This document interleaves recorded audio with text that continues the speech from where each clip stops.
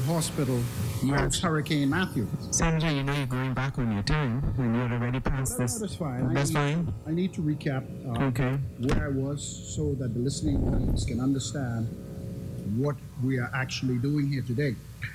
And so the pictures that are outlined in this ad clearly demonstrate how bad the situation was post Hurricane Matthew and the importance of the then government, which was the PLP, to put the necessary contracts in place so that the repairs can begin immediately.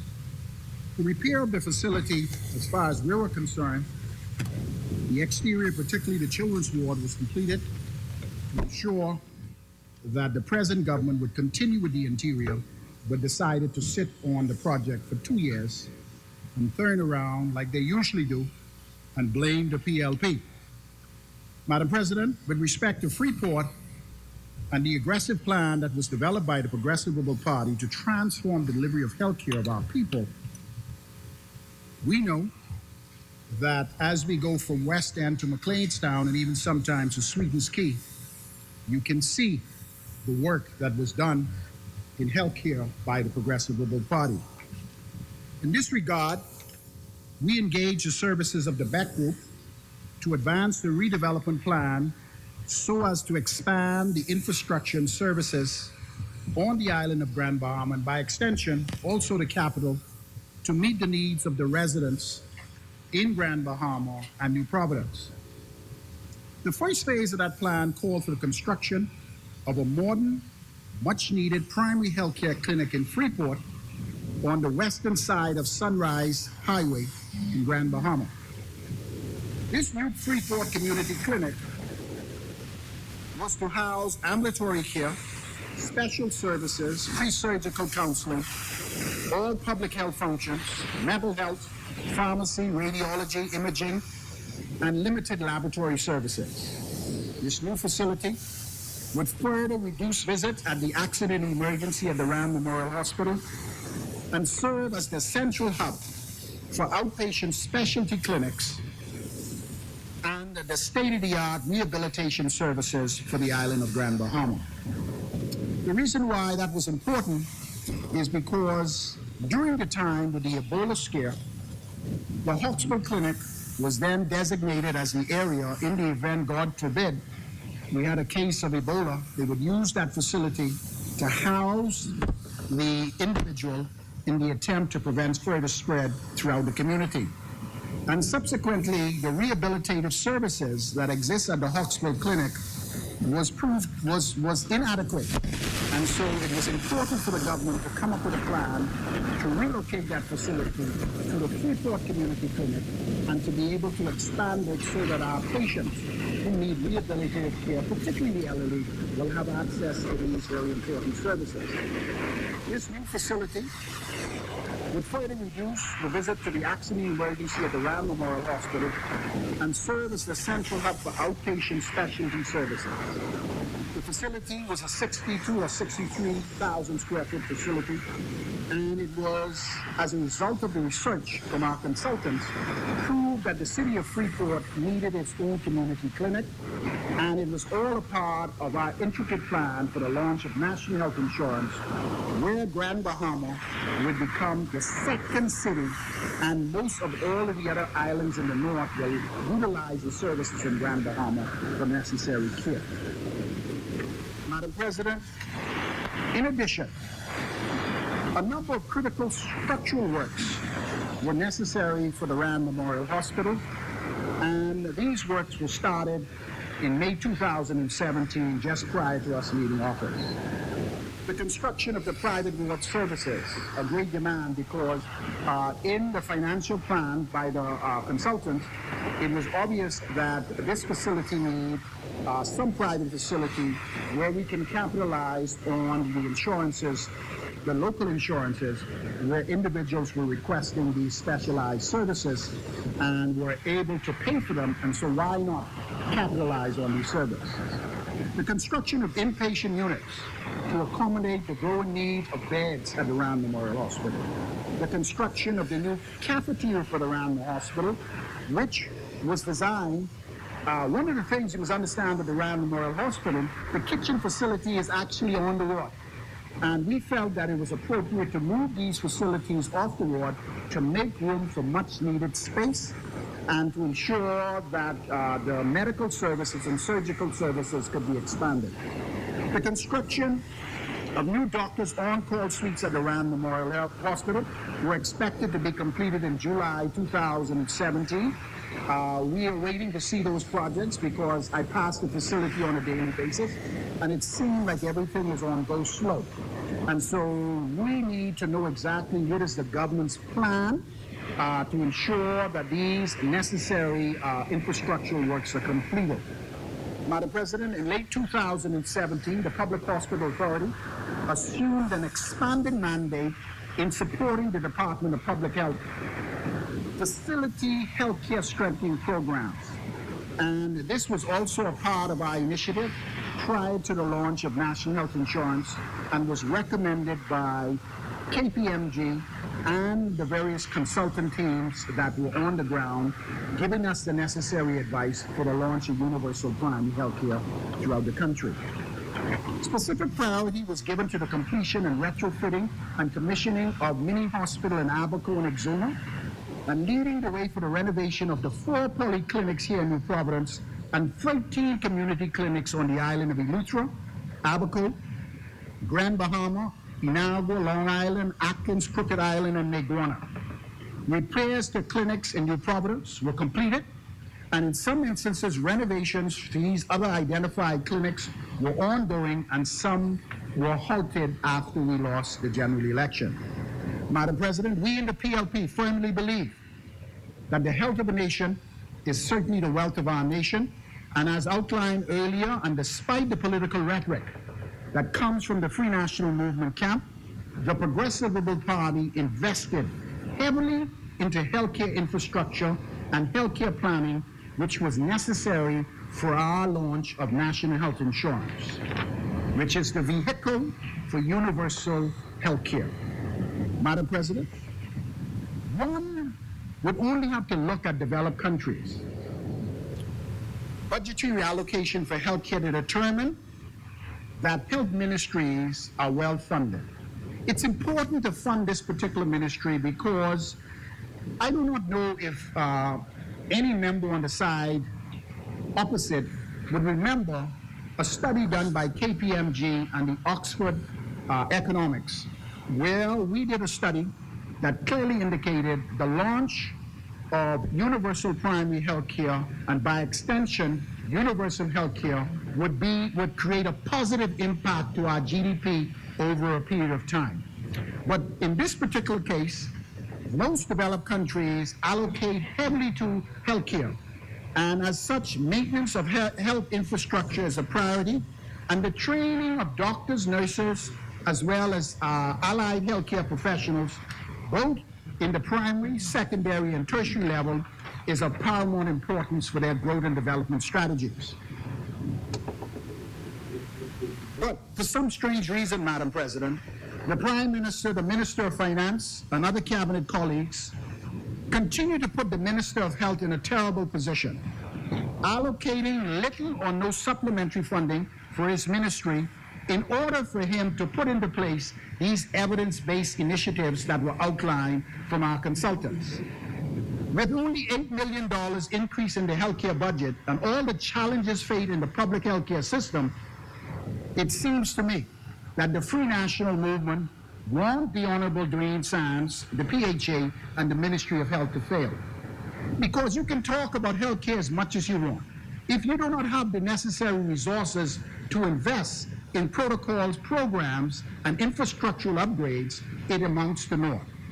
Madam President, to compound the situation, for the first time in the modern Bahamas, we see budget cuts in certain areas of healthcare with nothing allocated for the National Health Insurance Agency, despite the 56,000 people now enrolled in National Health Insurance universal primary health care coverage. This is a serious matter because when we look at the way how they are underfunding National Health Insurance and took away some $10 million from the National Health Insurance Agency, it begs the question, is this administration serious about the further growth and development of healthcare and to utilize national health insurance as the vehicle in order to modernize healthcare throughout the Commonwealth of the Bahamas? Madam President, we on this side are calling for the government to reconsider its current position and allocate supplementary funding to the Ministry of Health so that the minister can implement some innovative programs, protocols, and training in order to redirect some of the unnecessary primary healthcare traffic from the Accident and Emergency Department at the Princess Margaret Hospital and the Rand Memorial Hospital, and subsequently freeing up beds from recurrent patients who suffer from chronic non-communicable diseases and borders. You know what was interesting? I think in a couple days ago, I think the Minister of Health was speaking about the challenges the Ministry of Health is having with borders. Individuals who really don't have the support family structure. And these chronically ill patients are left on the ward in order for the taxpayers to take care of. He indicated that it causes each particular individual is somewhere between $16,000 to $18,000 at a time, and over a period of time it amounts to millions of dollars. The government must find a way to create a facility or work with some of these old folks' homes to ensure that these individuals are subsequently moved from the hospital to these facilities where there would be secondary care for these individuals to be taken care of, freeing up important bed space for individuals who are suffering from very serious diseases. Madam President, it is common knowledge for years that both the Accident and Emergency Department at the Princess Margaret Hospital and the Rand Memorial Hospital are bursting from the seams with non-emergencies, and this medical traffic must be redirected back to polyclinics in New Providence, Grand Bahama, Abaco, and Exuma. A few weeks ago, I had a relative who had to utilize the emergency services at the Princess Margaret Hospital, and they were completely frustrated because the individual who was suffering from a stomach ailment could not access the services for at least the majority of the day. They left the facility trying to scrap up the necessary resources to go to a private facility. That was not possible, and so the individual was there for an extended period of time. As part of the Progressive Liberal Party's transformative plan to improve services at the Accident and Emergency and reduce waiting times on our watch, we extended hours at all polyclinics to handle these non-emergencies. I do not know if this particular program is still in place, but if it is in place, it is not being administered properly because the challenges at the Accident and Emergency is pretty much the same as when we left office.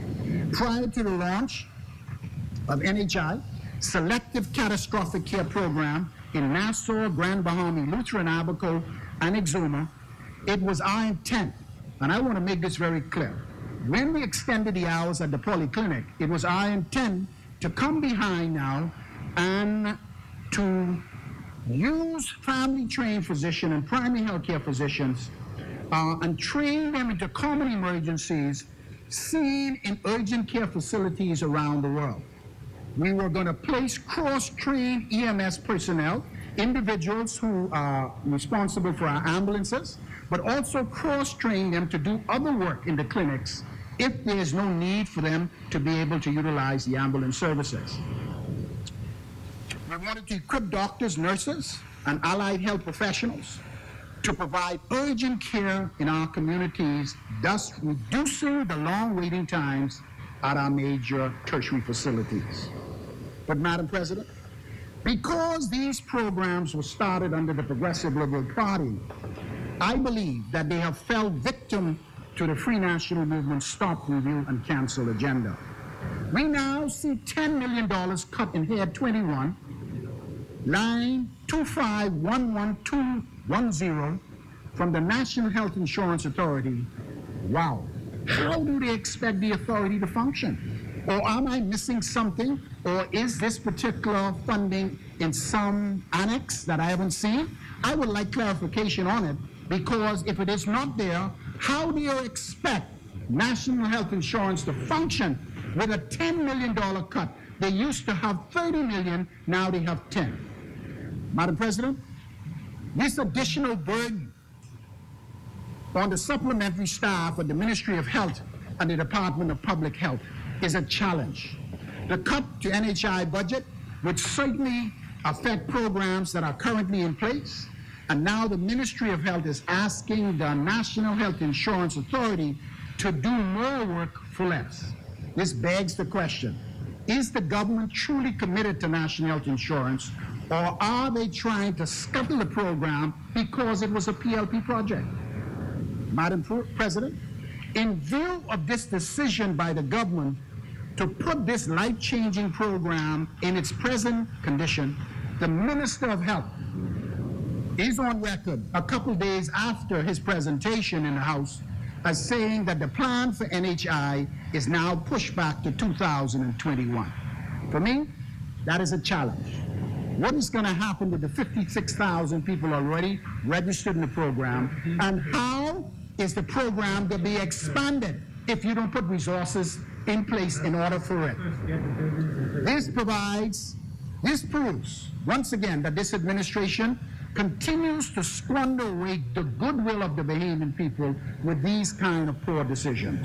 National health insurance is a very, very, very important component to the delivery of universal health care throughout the Commonwealth of the Bahamas. The study is on record by the KPMG and Oxford Economics, proving that national health insurance in the long run will prove to be beneficial to our GDP. But if we continue on the same path for healthcare delivery in the country, we will continue to see our healthcare budget balloon out of proportion.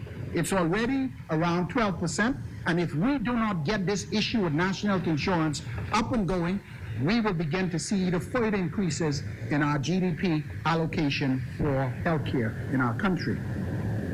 But through you, Madam President, I want the people of this country to know we in the PLP are ready to govern from day one. In our Charter of Governance 2030, the Progressive Liberal Party has laid down our comprehensive plan for healthcare delivery throughout the country, not just Freeport and Nassau, but throughout all our family islands.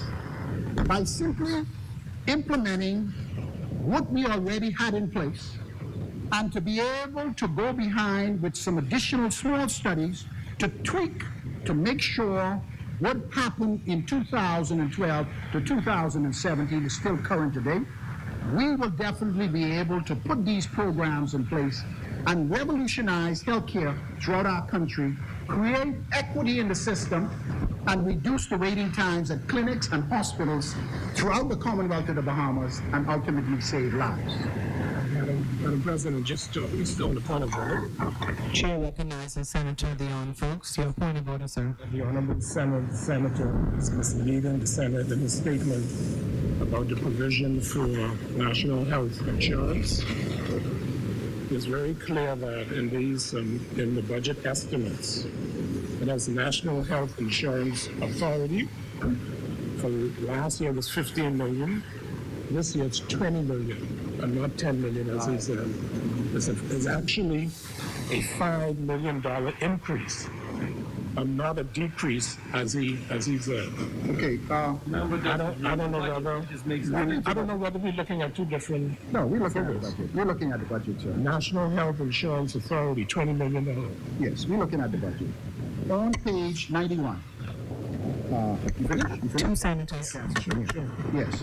On page 91 of the Ministry of Health. No, the Ministry of Finance. No. Ministry of Finance. Head 21. Yeah, head 21. Ministry of Finance, because the National Health Insurance Authority funding is always presented in the Ministry of Finance, and that is the history from what we see from the budget here. What we're saying is that, no, go to page 91 of the budget. Go down at page 91. No, we're not talking. Go right down, and I gave you the head. No. We're saying, I said to you is that in this budget presentation, $10 million that was in place is no longer showed in head 21. Okay? I say it's missing in head 21. I said that I do not know if it was replaced in a different area, but if it is not, it is a very detrimental thing for the national health insurance. Now, you have pointed it out to me that it is in the annex. No. First of all, I think you're incorrect. Okay, one senator at a time here, and are we still on the same point of order? Yes, Madam. Okay. I just want to be clear on this, right? There was nothing there the year before. The funding that's in the Ministry of Finance is now in the Ministry of Health's budget. The entire line item is in the Ministry of Health budget on page 165. And it's very clear. Last year was 15 million plus. This year it's 20 million plus. It's actually an increase in the national health budget. No, That's sir. right here. No, sir. In the Ministry of Health's budget, there is $20 million allocated for national health insurance. We're talking about National Health Insurance Authority. In the last year's budget, there was $10 million allocated for National Health Insurance Authority and $20 million allocated at the Ministry of Health. Madam President, this is in black and white on page 165 and 25-11210, National Health Insurance Authority, $20 million on page 165. Yeah, first, there's one other thing you need to point out to him, that there's been There's been an increase of $5 million. 77, 20, 30, 38, and a $38 million increase in the public hospital authorities budget. Yes. No, we're not talking about the Public Hospitals Authority's budget. We're not talking about the Public Hospital Authority. What? No, listen to me very carefully. The net increase in the Ministry of Health's budget is a mere $8 million from last year's projection. That is clear. What we're saying is that in the ministry, $8 million. The net increase. The net increase. No, the numbers are correct. Get the numbers straight now. The numbers are straight. Last year's Ministry of Health budget, and this year there is a net increase of $8 million, give or plus $50,000. I've already looked at the figures. The reality is that we're saying with the expanded services that the Ministry of Health is intent to carry through, what we're saying is that it's inadequate, and we're asking for supplementary funding for the Ministry of Health to carry out its programs. Madam President, I now turn my attention. We will go through it in the heads. We'll go through it in the heads when we get to the heads. I will correct it. We'll go through the heads. Point of order again, Senator. I don't want to belabor this point, Madam President, right? But I just want to make this very clear. The national budget for the National Health Insurance Authority is $20 million, and not 10, and not 0. That is the point. And Senator Davu said that it was 10 million, and maybe in the annex there's some additional money. This is in the Ministry of Health's budget. Okay, I think you've cleared up your point of order. Dr. Davu, you want to presume? I want to continue with this point because I want to move on. The point that I'm making is that I reviewed the Ministry of Finance head 21 and saw where $10 million was removed. I reviewed the Ministry of Health. But it was 20 last year, 20 this year. Yes, but what we're saying is,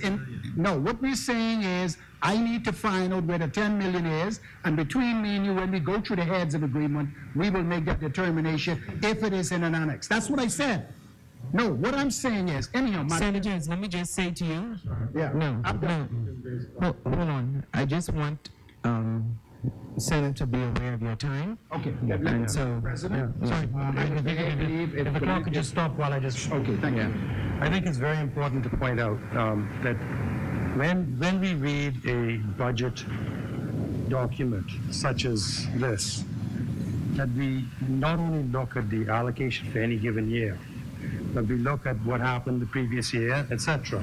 This is important because the whole comment that the honourable member made is premised on the assertion that the PLP had an allocation for the the National Health Authority in the Ministry of Finance's budget of $10 million, and that this was removed by the FNM, and he hopes that it's somewhere else or in some annex, I'm going to quote you what you said originally, that in some annex we could see where that money has actually been placed in.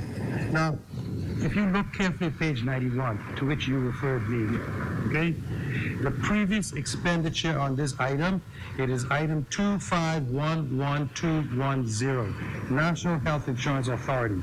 In 2018-19, that's last year, was 10 million. In 2017-18, it was zero. There was nothing there from the PLP. Nothing. Okay? So the factual premise raised by the member as the basis for his comment was that there was this money in this thing that the PLP left there every year, and this allocation had been taken by the FNM, and he wanted it returned.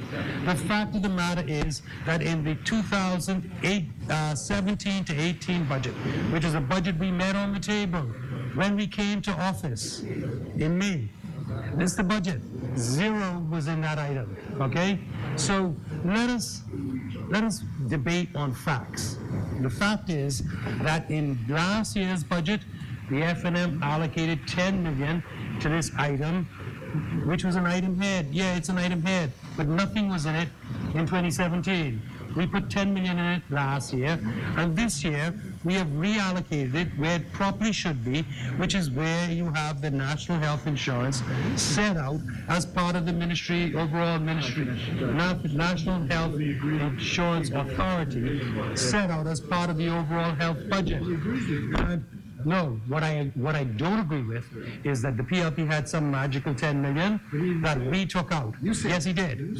No, he said very clearly, and the record would show that the PLP had this item in the Ministry of Finance budget, and we have taken it out. Okay? Madam President, All we've done is reallocated it. Madam President, I don't want to deal with the point because on Wednesday we will be addressing the heads, and during that particular time, I would clearly demonstrate exactly what I was saying. Could I move on, Madam President? Yes. Thank you very much. And Senator Darble, I'd just like you to know that the clock is now back on, and you have 15. Thank you so much, Madam 15 President. minutes left. Madam President, I got 15 minutes and I have not even touched Grand Bahama. Madam President, in my remaining time have left, I now turn my attention to the island of Grand Bahama, the home of the Minister of Finance and 2 other cabinet ministers, including the Minister of State and 5 members of Parliament, yet the people of Grand Bahama continue to struggle. Madam President, on the campaign train, the Free National Movement had all the answers for the resurgence of the island of Grand Bahama, but today it's all talk and no delivery. Madam President, 2 years of talk and the implementation of 60% VAT on the backs of the people of Grand Bahama, the only thing that we have witnessed, mass migration of workers from Grand Bahama, the rise in youth unemployment and the misery index for the people of Grand Bahama, the decline in the tourism sector and the purchase of the Grand Lucayan Resort, which we're still trying to find out exactly what's going on, the rise and fall of GIBC Digital, the poster boy for the tech hub for the island of Grand Bahama, lack of investments.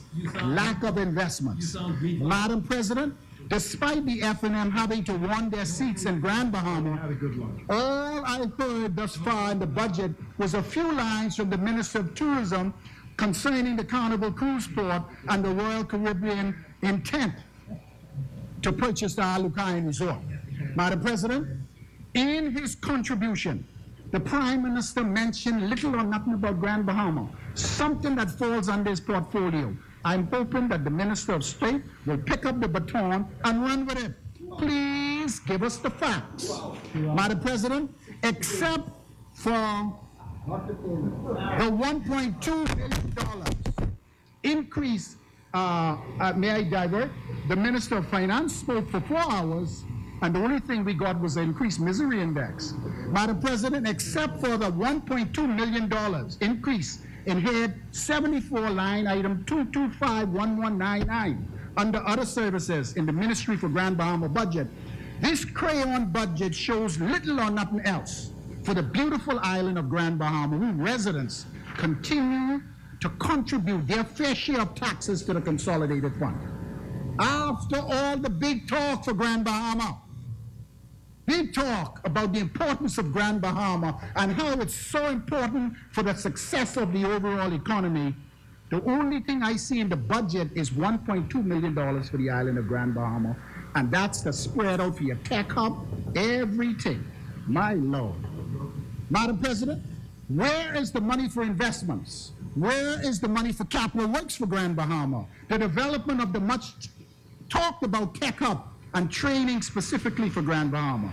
Surely the government doesn't expect $1.2 million to do all of this. For us who do business, we know it's a drop in the bucket. Madam President, let's take a closer look at the F&M signature tech company, GIBC Digital. For the last 2 years, the Free National Movement has spoken about its tech hub for Freeport, Grand Bahama, and how they intend to attract high-tech companies from around the world to set up shop in Freeport and other commercial enterprise zones throughout the country. We told them that this is an issue, and we know that these companies will be given concessions and special immigration approvals in these enterprise zones. They will bring their business from abroad and not be able to compete with Bahamian tech companies for local business. But is this truly the case for GIBC Digital? Madam President, last week, an article appeared in one of the dailies in which it was mentioned that GIBC Digital, the original tech investor for Grand Bahama, queried the government's commitment to its plan for the island. In that article, the principal of the company said, his company gave the government a roadmap to make the tech hub a reality. He said the following words. He said, words are easy, but work required to create a tech hub requires investment, time, and money, not just talk by the government. He further stated that there is no real money allocated in the 2019-2020 budget to make the tech hub a reality. Madam President, after being asked about GIBC Digital plans for the future, Mr. Wood answered, and this is what really caught my attention. One or two things will happen for GIBC Digital. Either work will start to come because the government is committed to the digital transformation, or GIBC Digital is going to find work outside of the Bahamas. Madam President, it is my understanding that under the Commercial Enterprise Act, foreign companies are not supposed to compete with local Bahamians. However, GIBC Digital was and is still looking for local business. Was the company misled by the technical office at the Ministry for Grand Bahama concerning what foreign companies in these commercial enterprise zones can do? Please correct me if I'm wrong, because from what I understand, under the current legislation, GIBC Digital has only one option. If he wants to benefit from the government's concession and special immigration visas, and that is to bring his business from abroad to Grand Bahama and not to compete with tech industries in the Bahamas. Madam President, Mr. Wood's statement is very confusing, very misleading, and proves that the government has no enforcement protocols. in place to protect Bahamian workers and companies from tech companies operating in these commercial zones. Here it is, you got a tech company, their picture boy, making a statement in the newspaper that the government has not lived up to their part of the bargain and give them the necessary business that is required for them to survive. No tech company in the commercial enterprise zones have the authority to compete with local businesses. Their job under the Commercial Enterprise Act is to bring business from outside and basically grow by utilizing the concessions put in place by the government. Madam President, before the Minister of State stands to his feet, unlike his colleagues in the other place, try to take credit for PLP capital works projects, I wish to outline to the country the work done by the Progressive Liberal Party in our last term in office. The Minister of Finance liked to talk about the Smith Wall project, the Fishing Hole Road, the fire station, the West End Clinic, the junior high school in Rooms Rock, the government complex in 8 Mile Rock, the renovation of all clinics in Grand Bahama, the renovation of the farmers market in Freeport, the opening of the Jack Hayward Junior High School, and the list goes on and on. Madam President, the Free National Movement government has to be reminded that other than continuing with the funding for the completion of PLP projects, the truth of the matter is the Free National Movement cannot point to any single capital works project that they have started on the island of Grand Bahama. Not one. Madam President, what about the Grand Bahama Investment Incentive Act that in the speech from the throne, the Free National Movement vowed to repeal immediately in coming to office? But you know what's so funny? I laughed when I saw the Prime Minister stood to his feet in the other place to extend it before the Minister of Finance gave his budget communication. What did he do? He extended the privileges of the act. He cannot extend the act. What did he extend? Senator. Yeah, okay. You'll come back? Okay, no problem. Well, correct me if I'm wrong, because I saw him stand to his feet. I thought he would have given it to you to do here. Senator, you know, What the extent excuse me, senators, you know better. But once again, I beg to ask the question, where's the accountability and transparency concerning the ongoing negotiation with Hutchison Report, the Grand Bahama Port Authority, in this regard? Madam President, we were told that negotiations will continue with the heads of agreement left behind by us with the Grand Bahama Port Authority, with the intent for the government to finalize this important agreement within 1 year in office and move to collect outstanding funds owed to the government by the Grand Bahama Port Authority. Some of these funds, Minister of State for Grand Bahama, could be used to do something with your tech initiative. To date, nothing has been brought to the public attention in this regard. So once again, I'm asking the Minister of State, where is the accountability and transparency the F&M keeps talking about concerning this matter? Last week, I read the announcement of the chairman from the Lucayan Renewal Holdings Limited, Mr. Michael Scott, in one of the dailies, which said that in 5 months, the sale of the Grand Lucayan is expected to be completed. That's good news for Grand Bahama, Minister of State, and we are all counting on you to bring it through for us. Madam President, there's also been rumors going around that one of the hotels on the Lucayan Strip have some problems with its foundation and may have to be demolished.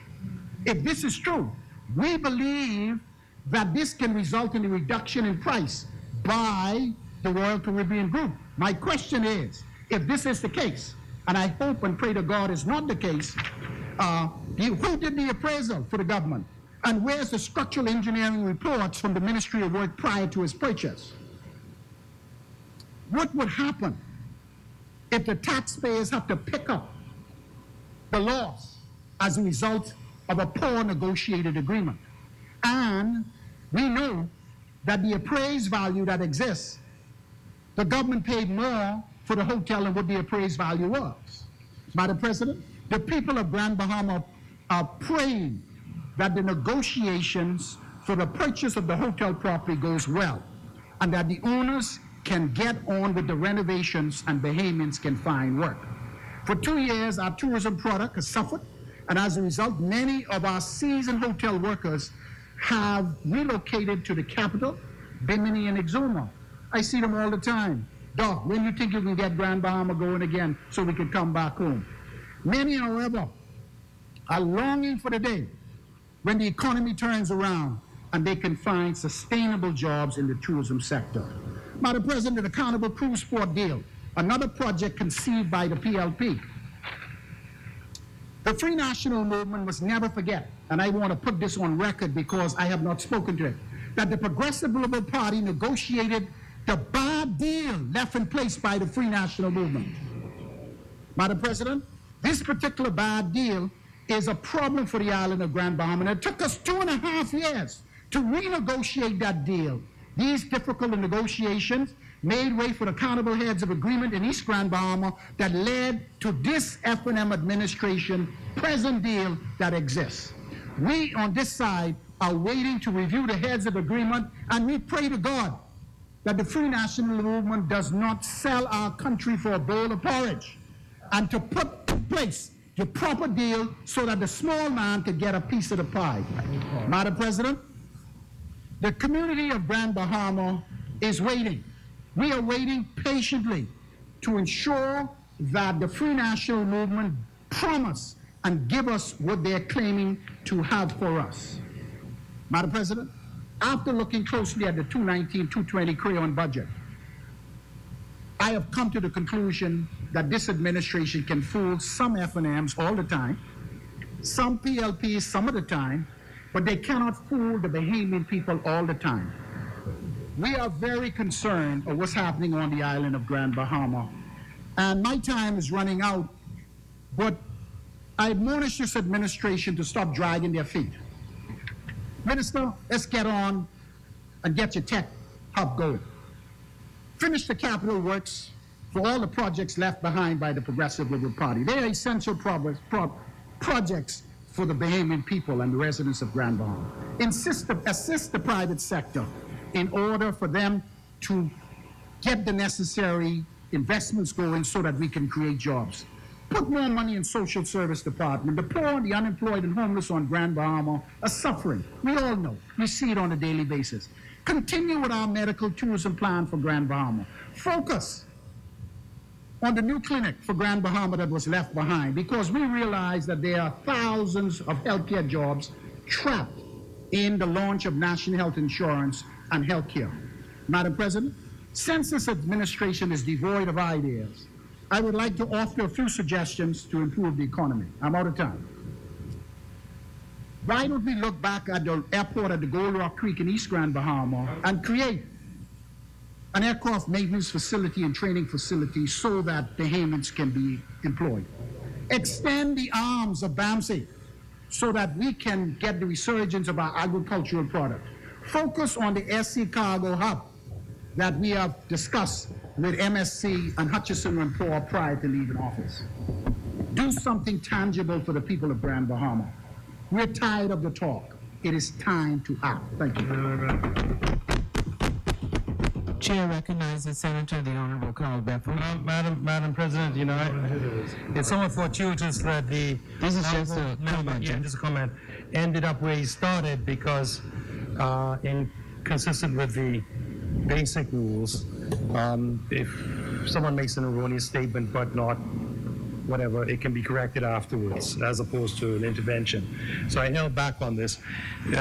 But because the honourable member opposite started off by stating affirmatively and positively that monies for social assistance had been cut. That is absolutely untrue. I refer to head 44, the item food assistance program. Last year it was 12.8 million, and this year it is 14.1 million, over $1.3 million increase.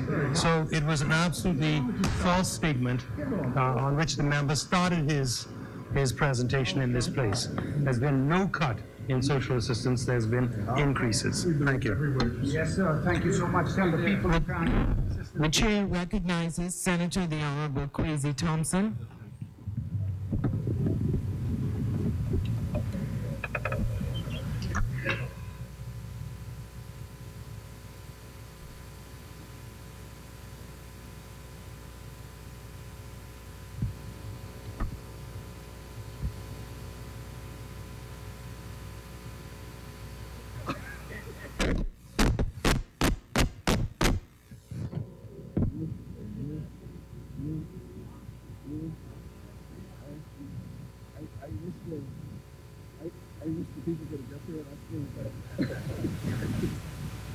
Did you know what coming? No. We and I say this is, even before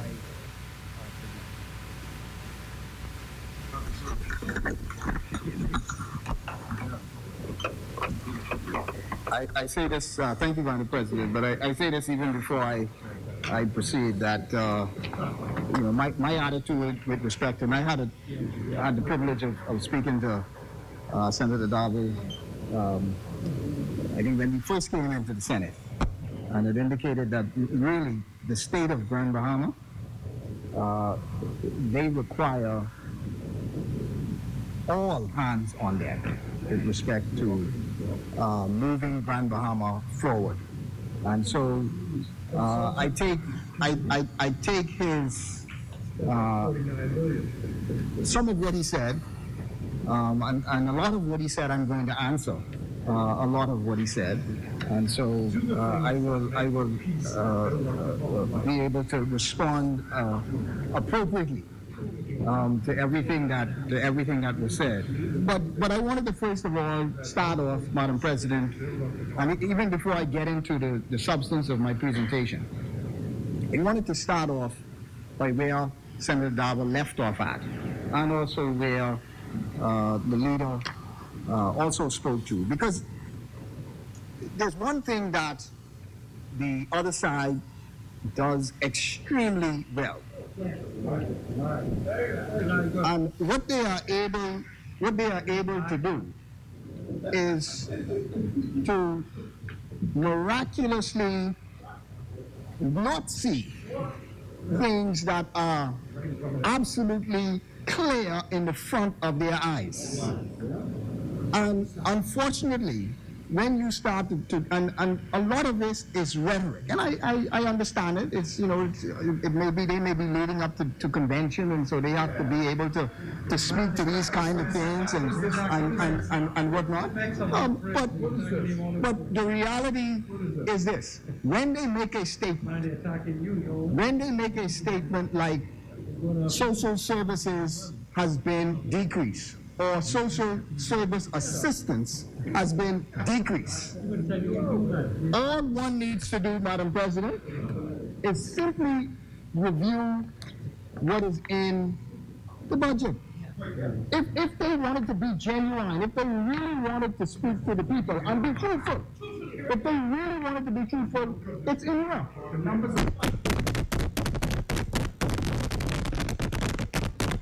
Why would they want to make the case, or attempt to make the case, that we have decreased the amount of social services in this year's budget, when it is clear that under food assistance program last year was 12,819,150. This year is over $14 million. Now, I'm not a, I don't do that well in math, but I know that 12 million is less than 14 million. When you also speak to subsistence support a person's contract, that also line item has been increased. Circumstances and relief emergency desk assistance, these are the things when somebody comes to social services, they may not be on the contract, or they may not be on the program, but they need emergency assistance, food emergency assistance. That has been increased by $200,000.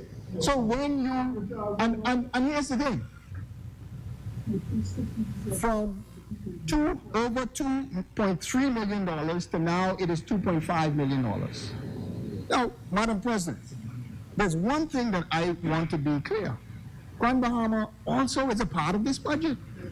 So when you speak about an increase, and why hasn't there been an increase for Grand Bahama, again, that is not truthful. Because if there has been an increase in the entire budget, then there's been an increase in the allocation that goes to Grand Bahama. Madam President, that's one thing that will be addressed moving forward. Madam President, I want to first start off by congratulating my daughters, Jaden, Janice, Janie, and Janae. Jaden, who is about to go into the 12th grade, and she was recently nominated as the senior prefect going into the 12th grade, and has a GPA of 3.66. So, Janice, who is going into the 9th grade, I want to congratulate her for maintaining her first class honors. And Jamie, who recently graduated from the 6th grade, and she's now going into high school or 7th grade, junior high, and she graduated 3rd in her class and graduated with first class honors, and she got about 10 trophies during her graduation ceremony. And they take absolutely after their mother.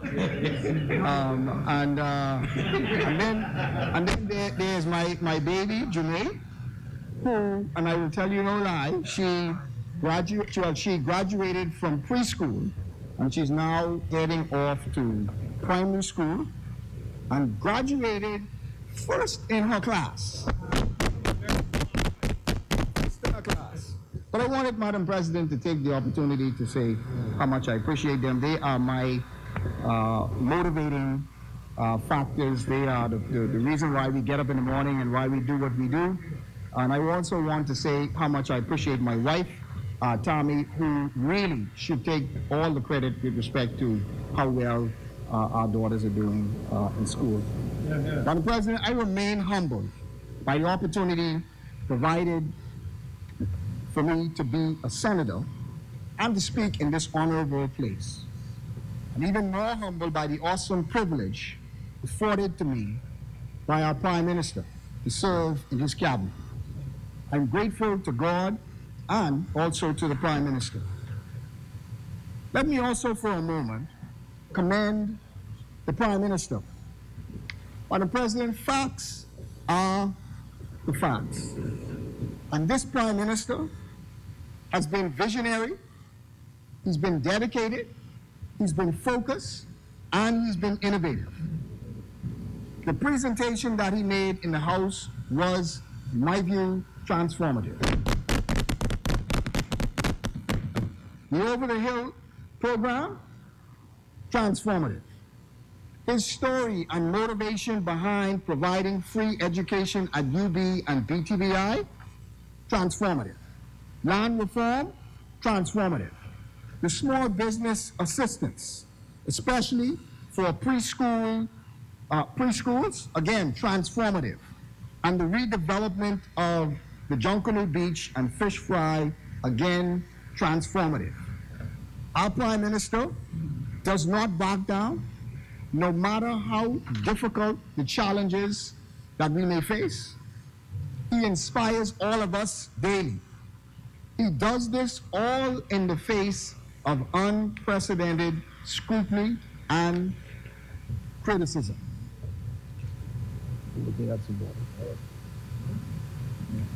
Madam President, I dedicate this presentation to the people of Grand Bahama. And while I may have allocated 2 hours, I will take more than 15 minutes to talk about Grand Bahama. Madam President, they inspire me every day. These are the people of Grand Bahama. You know, this role compels you to focus on people, and don't mind what the other side may say. Every day, we are focused on people. We are focused on their needs. We are focused on their challenges, their aspirations, their hurts, and yes, their pain. I see it in their faces every day. I see it in their faces when I have to go to the gas station. I see it in their faces when I go to the food store, the barber shop, the church. Every place we may go in Grand Bahama, we see it. Oftentimes, I am accused of being single-minded, that I focus too much on Grand Bahama. In fact, I tell them up front, I am biased. If I believe it will benefit Grand Bahama, I will say yes to it every day and twice on Sundays. I make no apologies for it.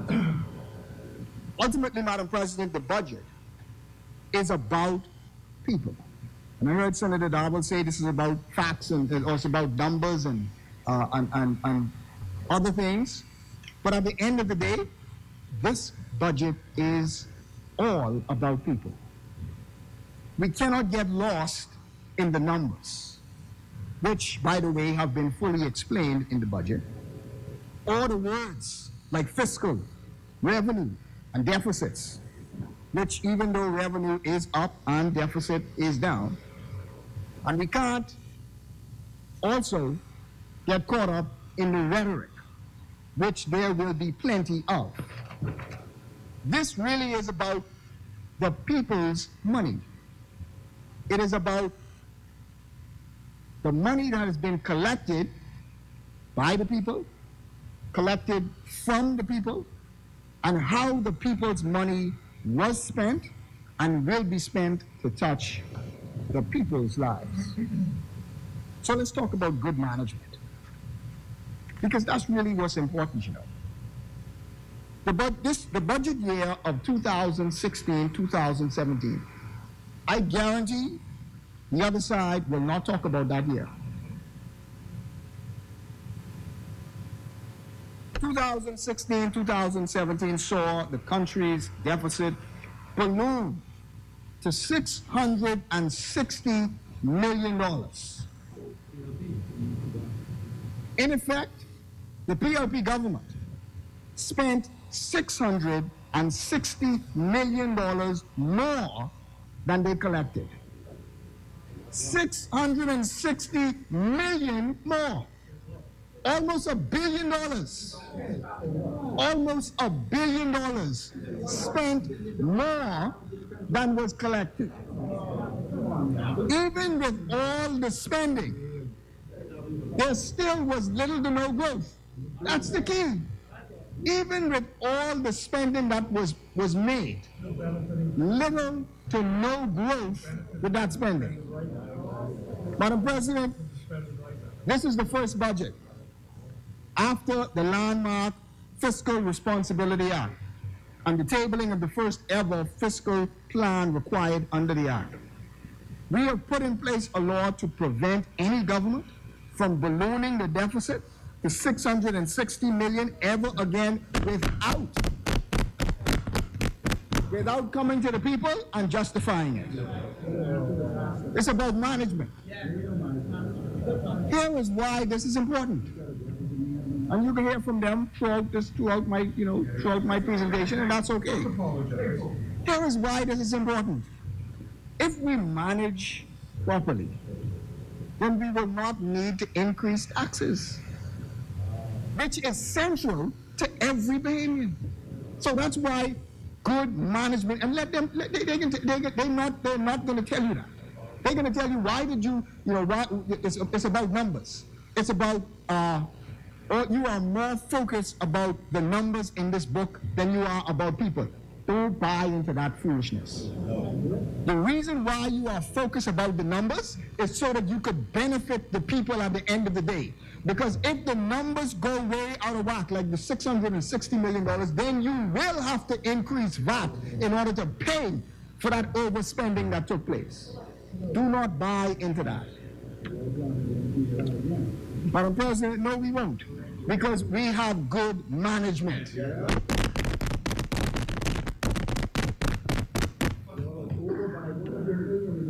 Madam President, management is important. While there is still a deficit, it has been significantly decreased down to $229 million this budget. And it is estimated that it will go down even further to 137 million, which translates into a deficit to GDP ratio of 1%. Here's how the DPM represented. Here's how he says and what the effect of this is. He says this will be the lowest annual fiscal deficit recorded in the Bahamas in 10 years. Also, our 1% deficit to GDP target will mean the lowest fiscal deficit ratio in over 17 years. Madam President, that means we are doing well. Of course. Madam President, and I want to say what, they said that this budget is about tax breaks for the rich and special interests. That's what they said. Now, they will not tell you what this budget really is about. Again, Madam President, we see that the government has provided much needed tax relief for those who are less fortunate. Allow me, though, just to remind them, because they say, we are for the rich. But let me remind them what we did last year. VAT came off of breadbasket items. VAT came off of medication, inclusive of over-the-counter medicines. VAT was also removed from residential electricity bills of $200 or less. Personal exemption moved from $300 to $500. And I'm going to speak a little bit about that, particularly when it comes to Grand Bahama.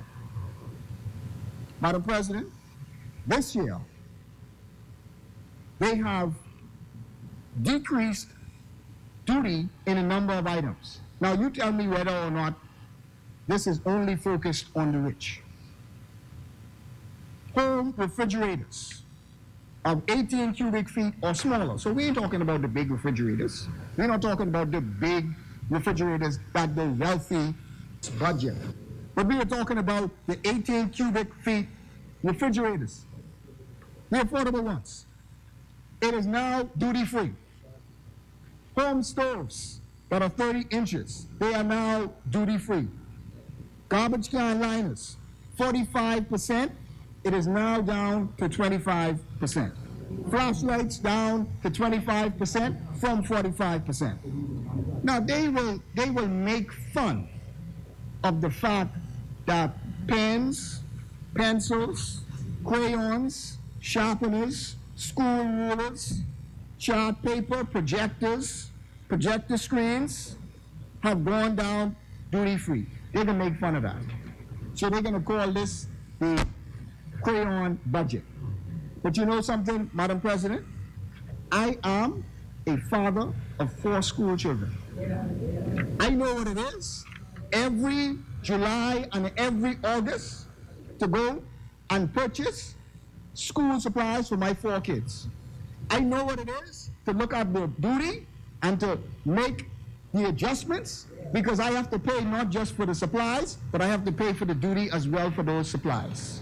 I know what it is to pay for the sharpeners and to pay for the glue and the crayons, the crayon pencils. I know what it is to go into the store and pay for those things. And I know what it is that when you have wiped out the duty for these items, I know what a benefit it is going to be for those parents who have to spend that money.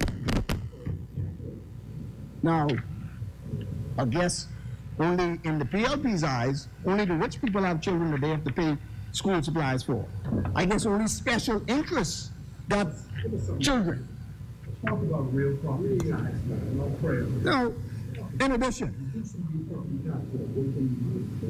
Honorable Minister of Health has announced in his communication that the government will be expanding the list of VAT-exempted bread basket items.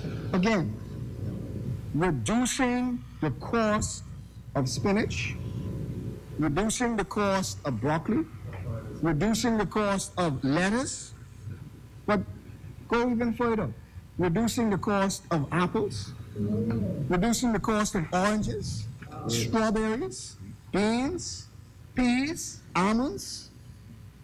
How could you be against that? How could you fight against that? How could you call and say, or how could you stand up and say that this is only for special interests? How could you say that with a straight face? How could you? But they don't want you to know about that. They don't want you to focus on Please that. don't They don't interrupt. want you to know that if you go to the food store after July and you purchase these things, that these things should be cheaper. They do not want you to know that. Madam President, or Madam Chair, Central Bank Governor John Rood said in the media, or in a media address, that in early June, that the Bahamian economy is strong and is expected to continue to grow at a moderate pace, providing potential for further gains in external reserves. Now, this is the central bank governor. This is not a politician. This is not someone who outwardly belongs to the PLP or outwardly belongs to the FNM, but this is the central bank governor. And the central bank governor's word is that the economy of the Bahamas, which happens to be under an FNM government, is strong and is expected to grow. Madam President, in the first quarter of 2019, tourism provided the strongest support to the continued growth of the Bahamian economy. And I commend the Minister of Tourism for the work that he is doing in the Ministry of Tourism. Over the past years, we were seeing the trend in Grand Bahama of sea arrivals increasing, but air arrivals decreasing, which we know is a challenge. Foreign arrivals by air have shown a modest increase in Grand Bahama in 2018 and 2019 fiscal year, as compared to the same period. The months of January, February, and April specifically indicated a significant spike in the first quarter of this calendar year. For the calendar year of 2018, air arrivals in Grand Bahama were actually up by 5.4% compared to 2017. Sea arrivals were up by 9.6%, and the total air and sea arrivals were up by 9.1%. In January of 2019, provided again a significant spike to the overall increase, having represented a 14.6% increase in air arrivals to Grand Bahama as compared to January of 2018. What does that mean? That means that every year, the air arrivals are going up and going up. Madam President, also, if we were to look at the things like the revenue collection in Grand Bahama, to this end, 2018, 2019 has also marked an uptick in revenue collection with the exception of sea-related taxes. So we saw that import duty, excise taxes, air departure tax, and passenger tax for pleasure vessels have all increased in Grand Bahama. So during 2018, 2019, when we look at the periods between July and May, as compared to the period of July and May in 2017, 2018, we see that import duties had an increase, almost of about $100,000. Excise tax also had an increase of almost $2 million. Air departure tax had a significant increase. One year it was $188,000, and it increased to $271,000. Air departure tax. And air departure tax is significant because that means that there is transport. That means that there is traffic. That means that there's a lot of travel that's going on, air travel that's going on in Grand Bahama. When we look at correlating the increase of air arrivals and departures collection for air departure tax, it nearly doubled in this fiscal year. This reveals that there is a growing international travel in Grand Bahama. Collection also increased for pleasure vessels in West End. So this fiscal period, it increased by 4.9%. And that we was actually very pleased by, because we knew that the challenges that the old Bahama Bay was facing, at one point there was a temporary closure, but we actually see in the overall picture, there's still been an increase when it comes to the pleasure vessel taxes that were in West End, which again speaks to the amount of travel that you have. Since the implementation of the 500 customs duty exemption allowance last July, and you know, this was one that people said, it's not gonna mean much. You know, it's not going to have, particularly in Grand Bahama, it's not going to have that much of effect on Grand Bahamians if you move it from 300 to 500. Well, Madam President, we have seen a tremendous growth in exempted totals in Grand Bahama, indicating that Grand Bahamians are taking advantage of this benefit. So every dollar exempted is a dollar saved by Bahamians, either to buy more goods or to keep that money in their pocket. So exemptions at the harbor or exempted goods at the harbor nearly doubled, having increased from 3.9 million in 2017-2018 to 6.5 in 2018 to 2019. Almost double. So when we look at the employment in Grand Bahama, the latest labor force survey, which provides an indication of employment numbers between May 2018 and November of 2018. Again, Grand Bahama showed a significant decrease in the unemployment rate. So from 12.4 to 11.9. It was the first time since 2008, the year which commonly referred to as the modern day Great Recession, that employment decreased below 12%. It is also important to highlight the number of discouraged workers also fell in Grand Bahama at a rate of 9.8%. This is a good indication that not only are more people finding employment, but more people are hopeful of finding employment. These are two very good results for Grand Bahama. We are therefore motivated to work even harder. We also recognize that while the numbers show generally that things are getting better, we know that things are not getting better for everyone. We all have a lot more work to do until we fulfill Grand Bahama's true potential. So this also, Madam President, this administration held its first cabinet meeting in Grand Bahama early this year, which was extremely fitting as the meeting led to a number of major decisions with respect to Grand Bahama, one of which was raised by Senator Darwin that I'll speak to now.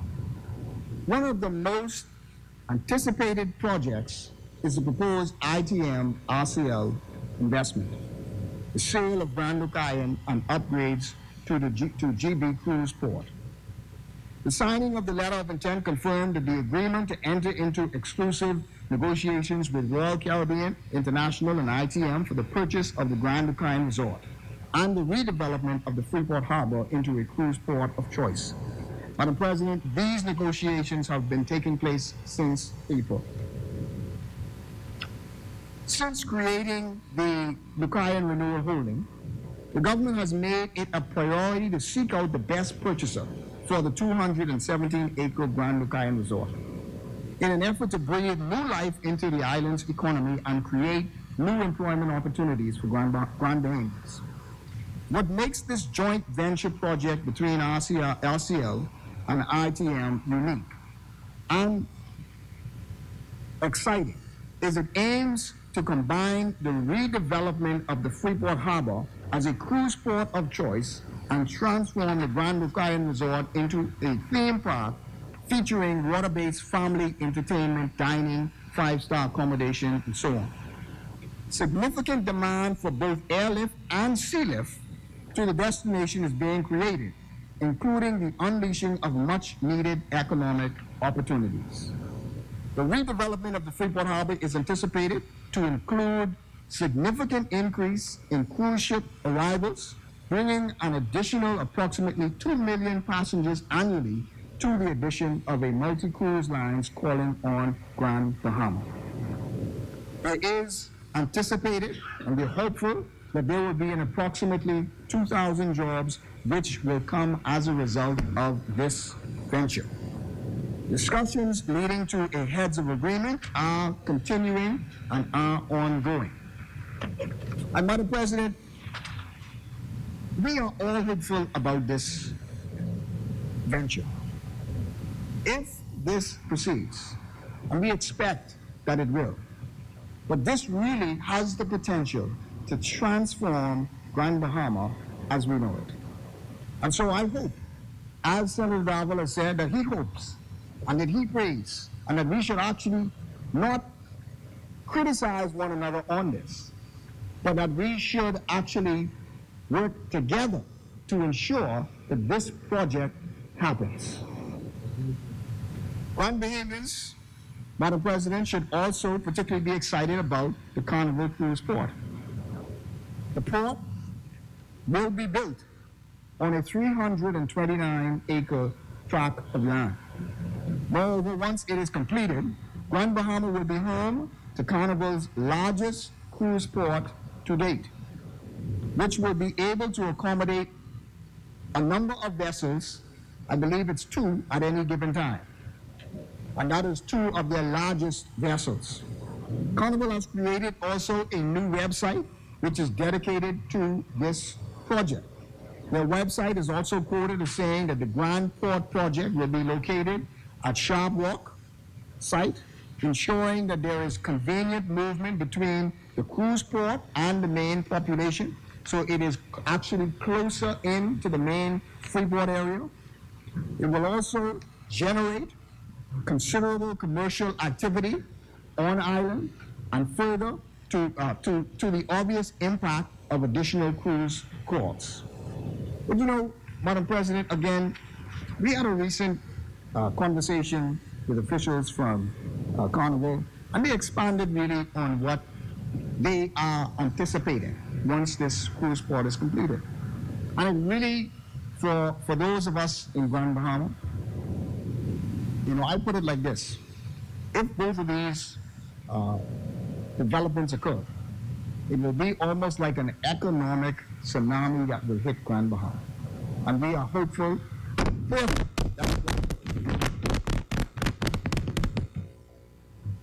They have given an example that imagine that you have 2 ships in port at their Carnival site, 2 of their largest ships, which has a capacity of having 6,000 passengers. And each one of those ships also have a capacity of 4,000 crew members. And all of them have a potential. Now we know all will not come off the vessel, but all of them have a potential to leaving the ship or leaving both ships and coming off the ships onto the site and out into the island of Grand Bahama. Imagine that there is 12, 15,000 persons who are coming off the vessel for a period of time and are coming maybe not on a daily basis, but are coming maybe twice a week also to the island.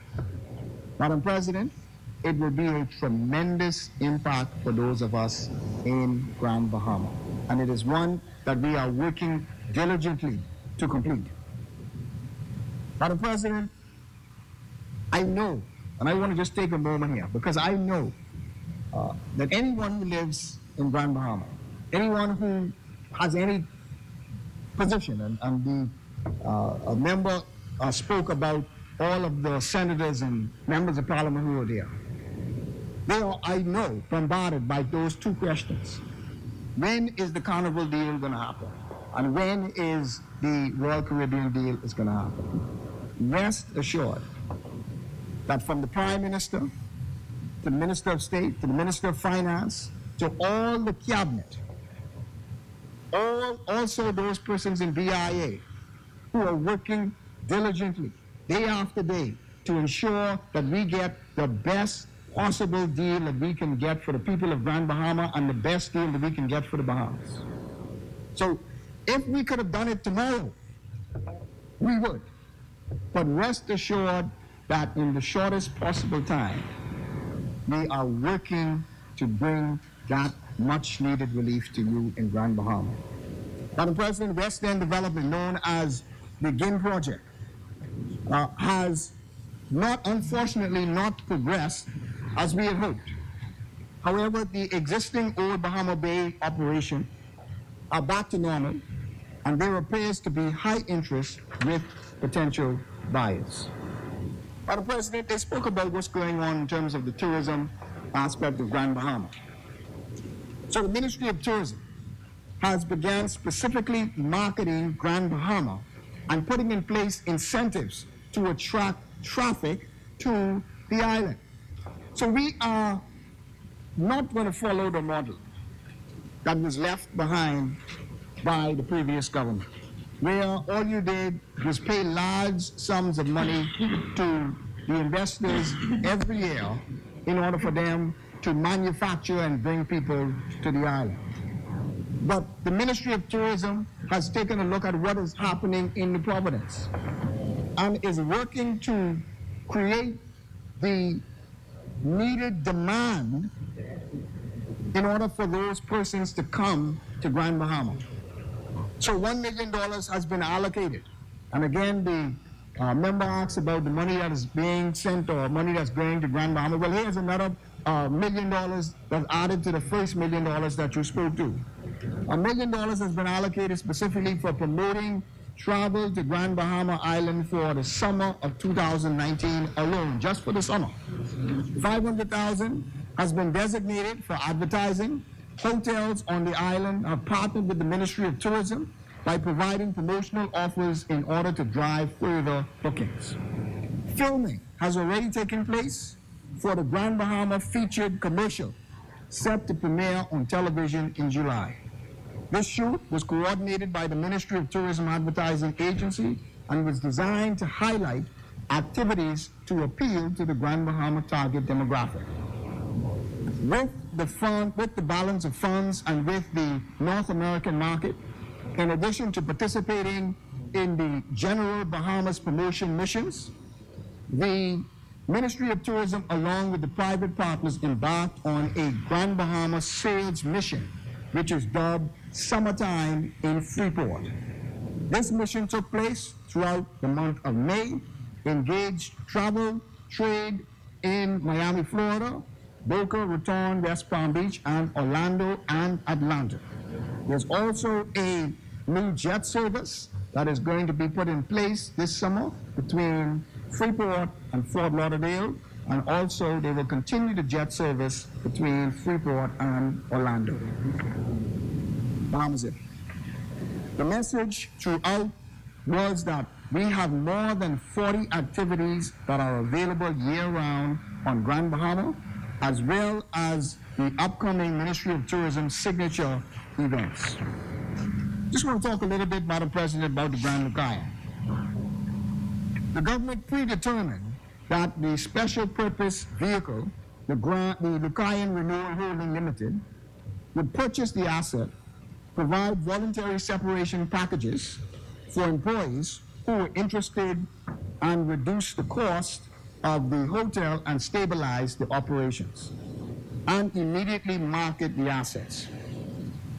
This has now been accomplished.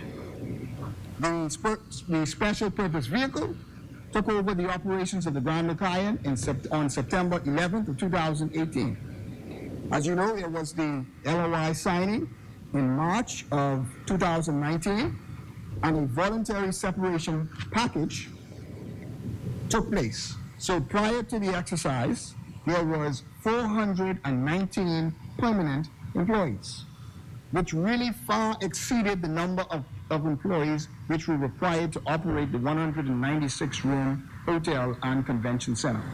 So following the voluntary separation exercise, there are now 5 executives, 25 managers, 40 supervisors, and 145 line staff. A total of 215 employees now on the payroll, which means there was 133 line staff which accepted the package in February, and 71 managerial staff, or 20 managers, 51 supervisors that accepted the package in June of this year. We wish these valuable Grand Bahamians well. And what better way of putting money on the ground than putting money directly into the hands of these Grand Bahamians?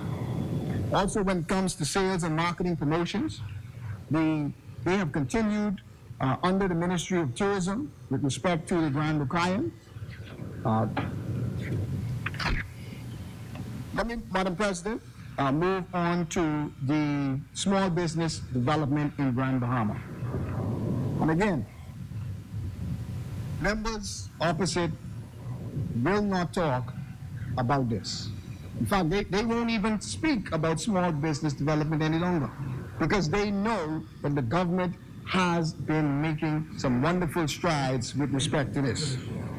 So, Madam President, in Grand Bahama, there are several ongoing initiatives through the Office of the Prime Minister Grand Bahama and the Small Business Development Center under the Ministry of Finance, designed to help Grand Bahamians prepare themselves to capitalize on the opportunities and to create sustainable employment. Grand Bahama Small Business Development Center was launched under the Ministry of Finance in January of this year. The Small Business Development Center was established as the center stone of the government's campaign to stimulate the Bahamian economy and also to stimulate Bahamian ownership, to invest in entrepreneurs, and to provide micro, small, and medium-sized businesses the incentives and assistance needed to survive and also to thrive. To date in Grand Bahama, the Small Business Development Center has received approximately 900 applications in Grand Bahama alone for both existing and startup businesses, and has been making an impact in the small business community, having facilitated some 400 client interviews, and they have completed training 158 persons in Grand Bahama. $50,000 has already been given in grants, and approximately $400,000 is currently in the process of being awarded in grants. The Small Business Development Center has also awarded funds to small businesses, including a pizzeria in West Grand Bahama, an artist touristic project, and 2 other small businesses in Grand Bahama. Additionally, there are numerous businesses currently receiving assistance in order to complete their funding process, with either free business plan consultations or free assistance with financial statements. Again, assisting those small businesses. Madam President, the Office of the Prime Minister Grand Bahama and the Ministry of Youth, Sports and Culture, through our program at the Office of the Prime Minister, provides small business grants to Grand Bahamians. I am advised that 271 persons participated in the 4 cohorts in this program. Through the program, 112 Grand Bahamians who were chosen from each cohort were awarded grant funding of up to $5,000. Both new and existing businesses, to bring a total of $484,000 has been injected into the small business community and small businesses in Grand Bahama through this program. Again, what better way to put money on the ground than to actually put money into small businesses? For the most recent cohort, there were approximately 25 persons who were awarded, and these businesses span from several different agencies. And I just want to speak very briefly about some of these businesses, because again, they don't want you to talk about the people, but we want to talk about the people. We want to talk about the people who are actually benefiting from this budget, and who are actually benefiting because the government has allocated certain funds for this budget. So there's a business called Chocolatess Island Delights, the owner of the business is Miss Cheryl Bartlett, and she makes handcrafts, chocolate bars, bite-sized gift boxes, chocolate mousse, and truffles. The fund will assist her in purchasing equipment and additional training for her staff. There's a place called Taco World. The owner of this startup business is a young lady by the name of Shakara Jones-Rowe. She intends to operate a food truck that specializes in taco dishes, putting a twist on the Mexican way of preparing them by adding Bahamian seafood options to her menu. The funds that she will be granted will assist her in actually building the taco stand. Then you look at another company called Bougie Healthy Fast Food. It's another startup business whose owner was Petula Ferguson Road, was given a grant for her proposed healthy fast food restaurants. And then we have another one, Crochet Treasures in the Bahamas. And then we have another one, the Academic Learning Resource Center. And I want to just make note of these three here, because these three I think are important. These three were not three of the most recent cohort, but they were from the previous cohort. There's a company, a small business company that started that was called Cute Little Things. It's a startup of handicraft businesses owned by a lady by the name of Anishka Strawn, which specializes in handmade kids' accessories. So this is somebody who used these funds to start this business. Watch this. Ms. Strawn used the $5,000 grant for the purchase of craft supplies and materials and machinery to help create those kids' products even quicker. So in recent weeks, she has been working to expand her products in the local market, and now these products are available for sale in Kelly's in Freeport. You also have somebody who put on a wellness within day spa. This is also an existing small business by a Natasha Burnett, and is located in Club Fortuna, Viva Wyndham, Fortuna Beach.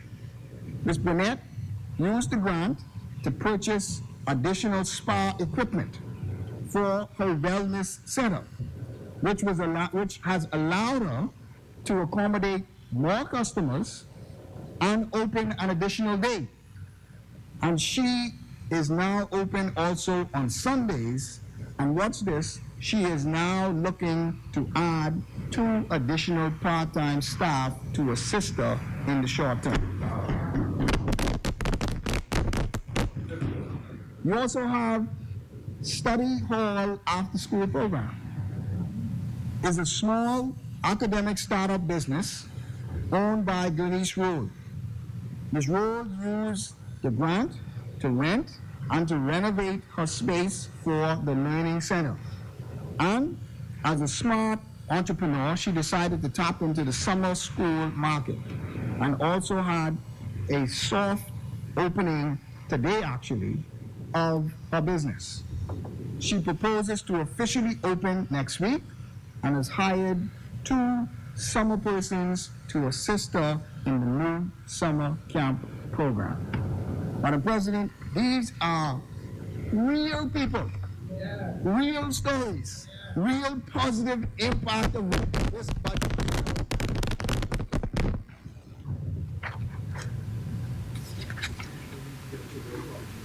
Madam President, the technology hub ecosystem that Senator Darwin was very interested in. Madam President, the government of the Bahamas is focused on building the technology sector as the third pillar of the Bahamian economy. This commitment to diversifying the economy by embracing technology is a core component of the government's mandate to create additional opportunities for Bahamians and allow for participation in the sector that traditionally sparks innovation and is responsible for the creation of the majority of new global wealth. One of the key pieces of legislation that has passed to support the growth of the technology industry is the Commercial Enterprise Act, 2017. The Commercial Enterprise Act is designed to encourage both Bahamian and international investors and entrepreneurs to invest in the technology sector in the Bahamas. We should also look at this to improve and also to shape even more incentives for tech companies locally and internationally. Madam President, 2 new companies have been approved to operate in Grand Bahama and are in the process of setting up their businesses in Grand Bahama. One is a company called Dev Digital Bahamas. It's a company based in Nashville, Tennessee, and they also have a base in India. The company currently employs 130 plus employees between the US and India. Dev Digital is a full software developer that also offers learning management systems hosting. The second company is Skyward Techno. It's a technology company providing customer relations management, enterprise resource planning, human resource systems, also business intelligence software. They also operate in the US and also in India. Madam President, we are pleased that this year's budget has allocated some $1.5 million for the Grand Bahama Technology Hub initiative. This is actually $1.5 million more than the PLP government allocated towards this initiative. Absolutely, that's the exact point. This line item represents the previous item, which was referred in the 2018-2019 budget as the Grand Bahama Technology Hub Initiative. The item has been increased to accommodate the annual Grand Bahama Technology Summit, as well as a cyber security conference, various ICT programs, marketing and promotion of the Grand Bahama Tech Hub, and also the BH-1B visa program, marketing of that program. Freeport Grand Bahama has already begun being branded as a tech hub, and we believe that these initiatives will also further in that branding. We anticipate that the 3rd Grand Bahama Tech Summit, slated for October of this year, will build on the foundation and be even more impactful. Last year, we saw companies like GIBC, we saw companies like Cloud Carib, Dell, Palo Alto, VMware, Cybernetica, Oil, Red Hat, Cisco, CompTIA, Unified Technologies. They all participated in the Grand Bahama Technology Summit. We saw out of that summit the signing of a memorandum of understanding with Cisco so that the Ministry of Education and the Office of the Prime Minister could offer even more ICT opportunities for Bahamians. We have embarked, Madam President, on a dynamic new era of innovation and transformation in our Bahamas. And the government is revamping the immigration policy and procedures to support our desire to attract new enterprises to our shores. We have now approved the BH-1B visa program, in keeping with the recommendations made by the Grand Bahama Technology Steering Committee. This is really a tech company relocation program. That really is what the intent is. It's not just about trying to bring in foreign workers, but it is about trying to make yourself attractive and provide incentives for tech companies to relocate to the Bahamas. I just want to speak a little bit about education and the capacity building in the Tech Hub initiative. The government has identified a need to increase human capacity through education at every level, from pre-K to high school, as well as tertiary education facilities. And I want to make this point also, because it is, I believe, very narrow-minded for someone to look at the budget and look at the item in the Grand Bahama budget and say that is all the money that is being allocated for the Tech Hub initiative. This Tech Hub initiative is an initiative that is throughout a number of ministries. And one of those ministries that this initiative is also being seen through is the Ministry of Education.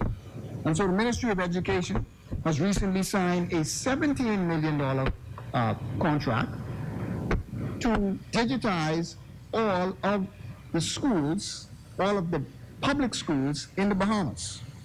So in order to adapt to a global digital world, Bahamians should be encouraged to seek education and opportunities in science, math, technical, and ICT studies. So the Ministry of Education's digitization initiative is already well in motion in Grand Bahama.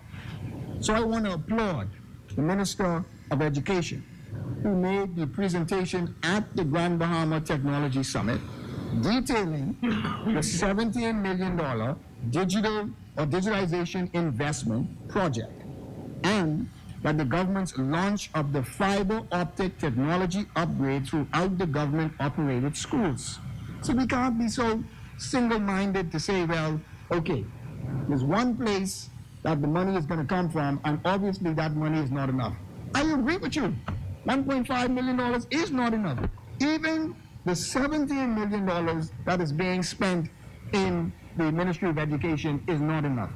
Even the money that is being spent in the digitization departments also is not enough, because there's another $7 million that's in the digitization unit in the budget that also is focused towards this entire, absolutely, because if we as a government move towards e-government, and if we as, how in the world could we as the Bahamas say that you want to create a tech hub when you do not and have not moved forward with respect to your e-government initiatives? All of that form a part of this tech hub concept and tech hub initiative that the government is pushing and moving forward. In fact, if you actually listen to what Mr. Wood said, Mr. Wood actually was saying that you need to create an ecosystem. And that ecosystem involves what you do with the public service, what you do with e-government, what you do with education. All of that is what was being said. Now, I want to specifically applaud the Minister of Education for things that he is doing, and he's doing some wonderful things in the Bahamas, some wonderful things in Nassau, but I want to highlight some of the things that he's doing in Grand Bahama. You know, I'm going to speak a little bit more than 15 minutes about Grand Bahama. So we want to thank the Cornell University Alumni Association, who donated the 50 computers to the Ministry of Education. We want to thank the Texas philanthropists, Carl and Gigi Allen, who also donated hundreds of tablets to the schools in Grand Bahama. Again, and one of the things that Mr. Allen said was based upon the Prime Minister speaking about the Tech Hub initiative, which that was the thing that motivated him to go ahead and donate the tablets to the Ministry of Education for those schools in Grand Bahama. The West End Primary School, Maurice Moore Primary School, all receive tablets. In Grand Bahama, I'm pleased that preliminary work with respect to the cable installation has begun, at the Pace School through Cable Bahamas, who is also partnered with the Ministry of Education in its digitization initiative. Genesis Academy has also been equipped with Cat 5 cables in all rooms, as well as the smart boards as well. Jack Haywood High School in Grand Bahama, all a part of the Ministry of Education's digitization program, has received 11 Promethean boards, 18 projectors, which are, thanks to the government, duty-free, 7 access points, 18 laptops, 35 tablets, 2 televisions. Fiber optic cable has also been installed to the main office building at Jack Haywood Jr., and they are now awaiting the remaining configuration to equip the school with their fiber optic internet access. How could you have a tech hub if your schools are not equipped with the latest when it comes to technology? So I want to applaud the Minister of Education for moving forward with his initiative in Grand Bahama. This administration is working diligently to bring real change to our education system in Grand Bahama and throughout the Bahamas. And I want to take a little time, Madam President, to speak about the BTVI High School ICT program. In keeping with its commitment to prioritize education as a key component of the Tech Hub initiative, and again, the funds that are going towards this initiative are going to be in the funding for our summer school program. Again, it is towards your Tech Hub initiative. The government collaborated with BTVI in June of last year to launch a 3-year ICT program for high school students. Beginning in the 9th grade, students from various schools in Grand Bahama have the opportunity to learn fundamental ICT skills, such as coding and web design. With the completion of each summer, students receive a level of certification, making them already employable in the ICT field before they even graduate high school. This program is not only free, but the students receive a stipend from the government each summer as they participate. So 55 students have completed the first phase and will be returning this summer to continue the program, and we will add an additional 50 students. So there will be a total of 100 students here in Grand Bahama. There was a 150 in Nassau, and they will be adding an additional 150 in Nassau, so that brings it to a total 300 in Nassau. Special awards at the ICT were given for Linnell Burnside. And I just want to take a minute to congratulate this young lady. She did a very powerful and informative address that captivated audiences at the Grand Bahama Technology Summit. And as a result of her presentation, immediately Kettering University, who participated in the summit, interviewed her on the spot. And as a result of that interview, she was granted a full scholarship to Kettering University. So we congratulate her and wish her well as she moves forward. Again, Madam President, this Tech Hub initiative has to be wide. It cannot be that you are focusing just on high school, or it cannot be that you're just focusing on BTVI or UB, but it has to be a wide range. It has to be a community effort that we believe has to take place. So we started and we partnered with the YMCA with their ICT program. So YMCA has launched a government-sponsored ICT skills training program in alignment again with our technology hub. So the ICT robotic and INS emulation program was launched in January of 2019 and went on for a duration of 6 months. Through this program, 70 Grand Bahamian students from junior high schools across the island between the grades of 7 to 9 underwent intense hands-on training in programs such as Python application, computer coding, robotic stimulation, computer technology, as well as math, physics, and related skills training. As the program now nears completion, these 70 students will be eligible to receive certification in these disciplines. So we want to congratulate those 70 students who will be graduating very shortly.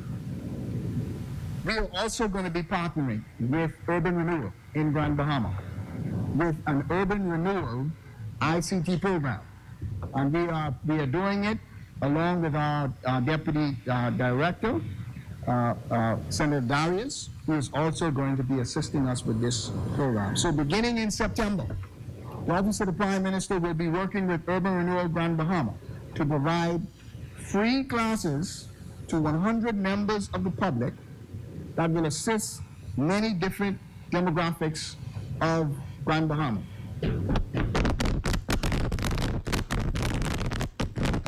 So we're going to be looking at the at-risk students, and we're also going to be looking at those students who are no longer enrolled, or those former students who are no longer enrolled in school, and who were either unable to graduate or didn't graduate for whatever reason.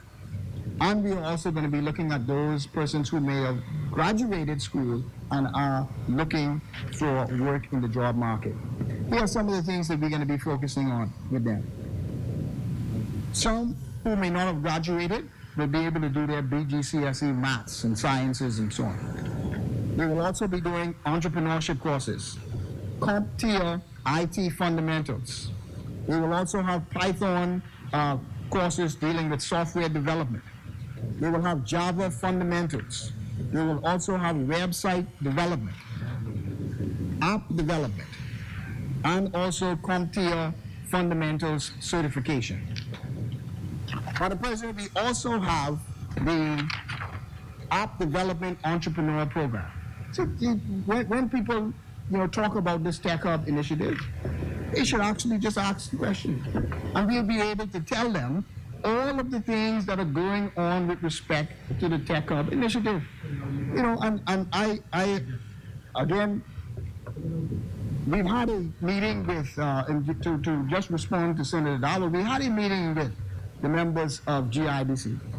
And a lot of some of the things that they said was as a result of them not knowing all of the different programs, and also as a result of them not knowing what was in the budget. So we were able to articulate to them the programs that are happening. We were able to articulate to them what is in the budget with respect to the Tech Hub initiative. So the App Development Entrepreneur Program is also something that we will be doing. Our office, Madam President, has received a proposal from the Bahamas Development Bank to partner with our office to facilitate the training of Bahamians in software design, coding, and app creation. App development is one of the biggest businesses, because almost every good business now has an app for their business. And so what we want to do is to take a group of young Bahamians, train them in app development. The Bahamas Development Bank will then fund and assist them with funding in their business, and also give them the business development skills that is required. And then they will be able to start similar to what we did with respect to the APOE program, and we'll talk a little bit about that. But once they're able to go through that program, they've been trained, and they have been able to start their own business. But not only that, if there is a position that becomes available, they are now trained and able to fulfill that position. But Madam President, I recognize that we have not scratched the surface of what we need to accomplish to progress this initiative forward. All the things that we have done and all the things that we are saying that we're moving forward, there's still much more that we have to accomplish if we truly want to have this Tech Hub work. We need more involvement from tertiary institutions. One of the things that we have learned is that Tech Hubs are built around universities. They're built around these educational institutions. That is where they get their source of human capacity from. So one of the things we recognize is that there is a deficiency when it comes to technology courses in some of our tertiary education institutions. So if we say we want to be a tech hub, then we have to have more tech courses available through these institutions. We can't just have computer design, or we can't just have fundamentals in ICT, but we need to have courses like cybersecurity. We need to have courses like artificial intelligence. We need to have courses like data analytics. All of these are different aspects of technology and different niches of technology that we have to begin to focus on if we truly want to say we are a technology hub. And it's not just going to be one institution. It has to be UB. It has to be BTVI. It has to be some other institutions. It has to be the government also putting on different training programs. It has to be the private sector also assisting and putting on different training programs as well. It has to be and this is again a point that was made by Mr. Wood from GIBC, it has to be a joint effort by private sector, government, and academia who is going to come together in order to push this tech hub forward. Madam President, let me move on to the Grand Bahama Youth Apiary program. And just say that this was a program that was started out of the Office of the Prime Minister, where we had 30 participants who started, that is the honey production industry. And they received their hands-on training. They have now formed themselves into the Grand Bahama Beekeeping Cooperative Society Limited. They are now in business. They are now producing a number of their items. So they are now producing their honey. On the last occasion, I was able to bring one of those. I hope you enjoyed that honey that was made by the young people in Grand Bahama. And one thing we are now going to do for them is we can have this argument again.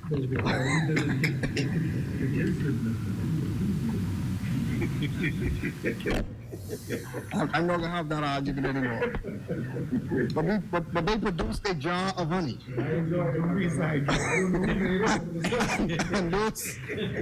and for those young people, and I want to really commend those young people, because they have been, and it has not been easy.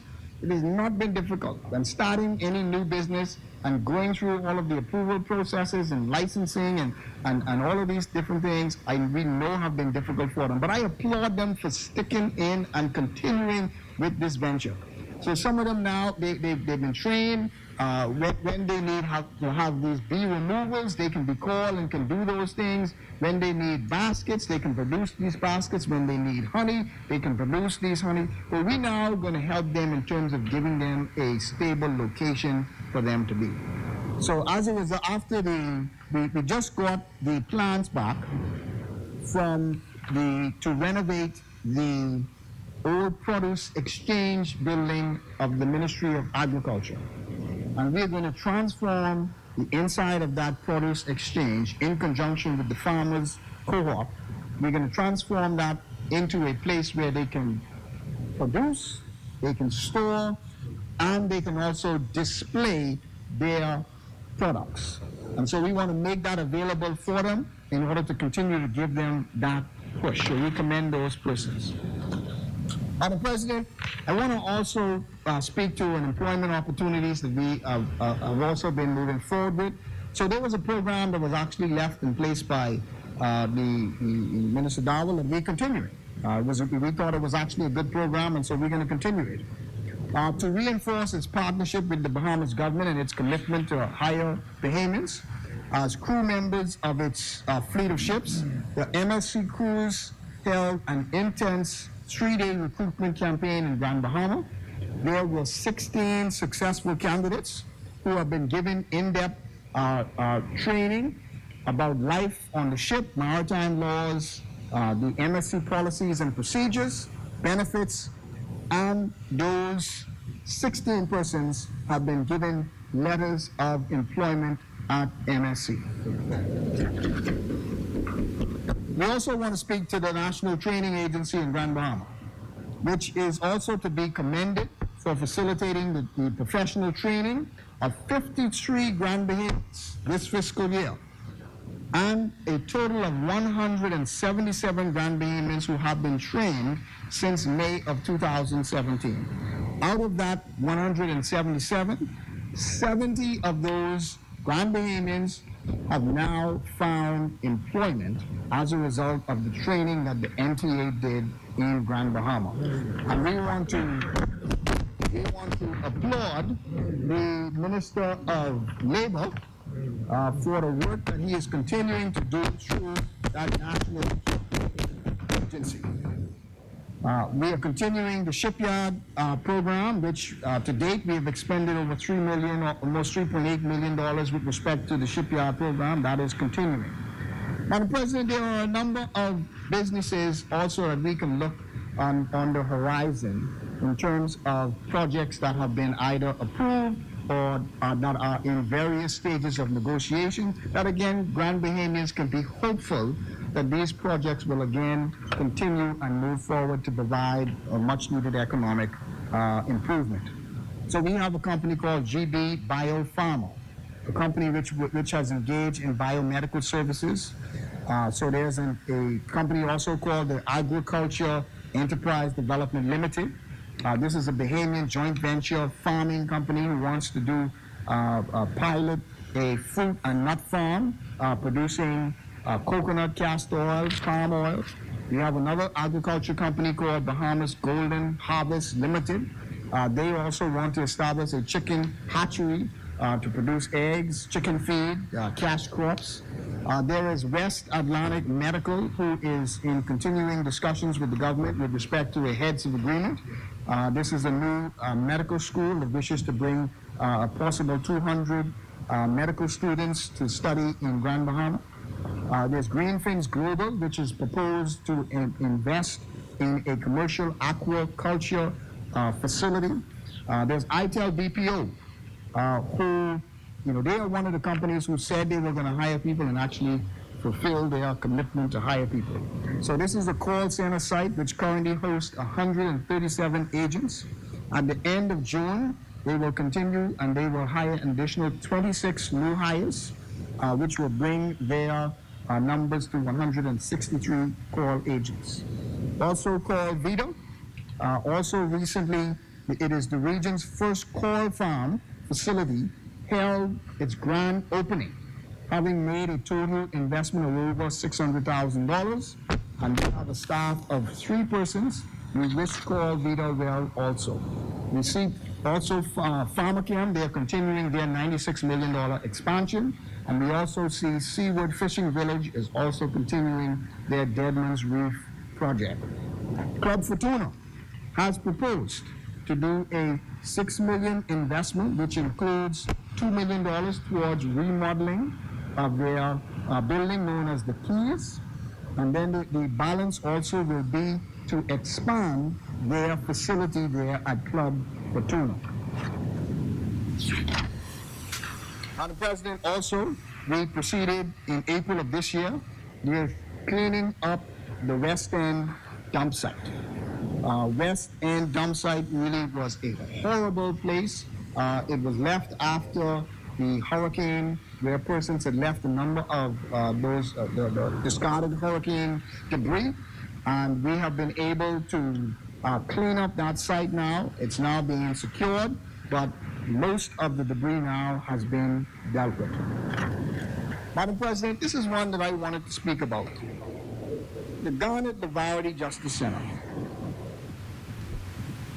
This was a project, really, that the PLP tried, but were unable to complete the actual full renovations of this project.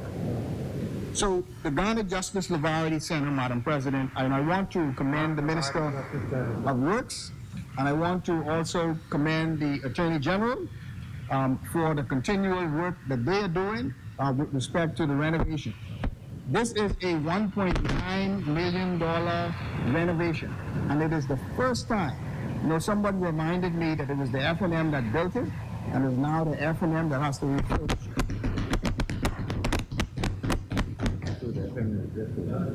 So, Madam President, the scope of repairs, and I visited this recently. And I was actually very, very proud of the complete renovation. It is a new roof, new windows, new floor, new air conditioned ducts, new benches. It is a complete renovation of that facility. So, Madam President, we also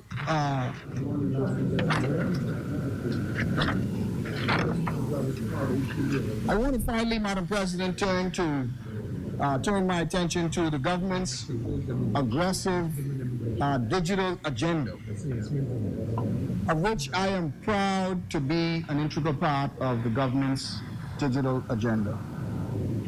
I begin with the words of our progressive and enlightened leader, the Most Honorable Dr. Hubert Minnis, when he said, "Ladies and gentlemen, finally our e-government transformation has begun. The government must work for its citizens. We will also advance discussions on how we can increase and integrate our online services in order to provide more efficient and effective services for all Bahamians." And again, this is again a holistic plan that deals with the government's agenda with respect to ICT development and with respect to the Tech Hub initiative. In April, Madam President, the government signed a $30 million loan with the Inter-American Development Bank for the government's digital transformation, strengthening competitiveness. This program will foster the competitiveness of the Bahamas by reducing the cost of conducting business with the government, by streamlining government procedures, making them available online to reduce the cost of government bureaucracy, also strengthening institutional capacity for a digital government, and enhancing transparency and integrity in government. The principles guiding the execution of this loan are the once only principle, in which government agencies will not require you to bring in a document which is already in the possession of another agency. Also, the exchange of data over a secure platform or interoperability, data ownership by the client or citizen, and the single window facility for obtaining services, and an electronic identification system through the National Insurance Agency. All of which will be done with an aggressive public awareness and education campaign. Madam President, the modernization unit to which the loan is to be executed is currently engaged in two digital pilots, which we intend to go live the 1st of January 2020. The first is the e-cabinet project, will provide permanent secretaries the opportunity to submit cabinet memorandum digitally and for cabinet memorandum to be processed to cabinet or without the use of paper. What are some of the benefits? One, the cabinet memorandum or paper or papers will be issued digitally with the provision for comments prior to the cabinet meeting. In this way, any impending blocks can be cleared and issues addressed or papers withdrawn without cluttering the agenda. Two, the Cabinet Office will significantly reduce its consumption of paper and ink. Three, ministers will be able to attend cabinet with a tablet, a computer, or smartphone rather than a bundle of papers. Four, decisions of the cabinet will be released to the relevant persons in much less time. This will improve the working of government, as we all know that the Cabinet Office is the engine that drives government. There will also be greater security in the storage and transfer of cabinet memoranda. More time can be spent on the implementation of the government's work and tracking of results than on writing conclusions and issuing papers. The second pilot is the pilot of the digitization loan. The pilot involves the renewal of the e-passport and driver's license. While these are both being piloted to some degree, I remind you that of the once only principle. So this pilot will allow the application for a service through a single window facility, verification of the user, the validation of data across a secure platform, and verification of your both from the Registrar General's Department, payment by the client using a cashless system that automatically receipts the client, the agency and the Treasury Department, as monies will move directly into the consolidated account where it be reconciled in real time. And finally, approval of the applications, all things being in order. So the reality is, and again, the once only principle is important, in that if a government agency has a piece of information or data from you, you should not be asked to go to another government agency and provide that same information. One government agency will be able to digitally transform or transfer that data to the other agency. Madam President, I am very pleased to be able to support this year's budget, but just before I take my seat, one of the important initiatives that the government put forward this year, and again, it is a budget that really speaks to the people, is the University of the Bahamas being free for those students who applied. This was actually one of those initiatives that was really close to me because I attended the University of the Bahamas, then the College of the Bahamas. Proud alumni of the College of the Bahamas. I also intend for my children, God willing, to attend the University of the Bahamas. Unlike, I believe, other young Bahamians who have growing children, after you worry about getting a house, the next big worry is about sending your children to college. And that really is one of the major worries that you go about when you look at your kids and you really want the best for your kids and you really want them to be able to go to university and to better themselves. So, Madam President, I wholeheartedly support this government with respect to the initiative that has been put forward by the government for free University of the Bahamas tuition here in Nassau as well as in Grand Bahama. And some may ask about, well, what kind of impact is this really going to have? And so I asked some of the officials at the University of the Bahamas in Grand Bahama to speak about what the impact this is going to have in Grand Bahama. So they estimated that in this upcoming academic year, parents and children and those students can save as much as $1.7 million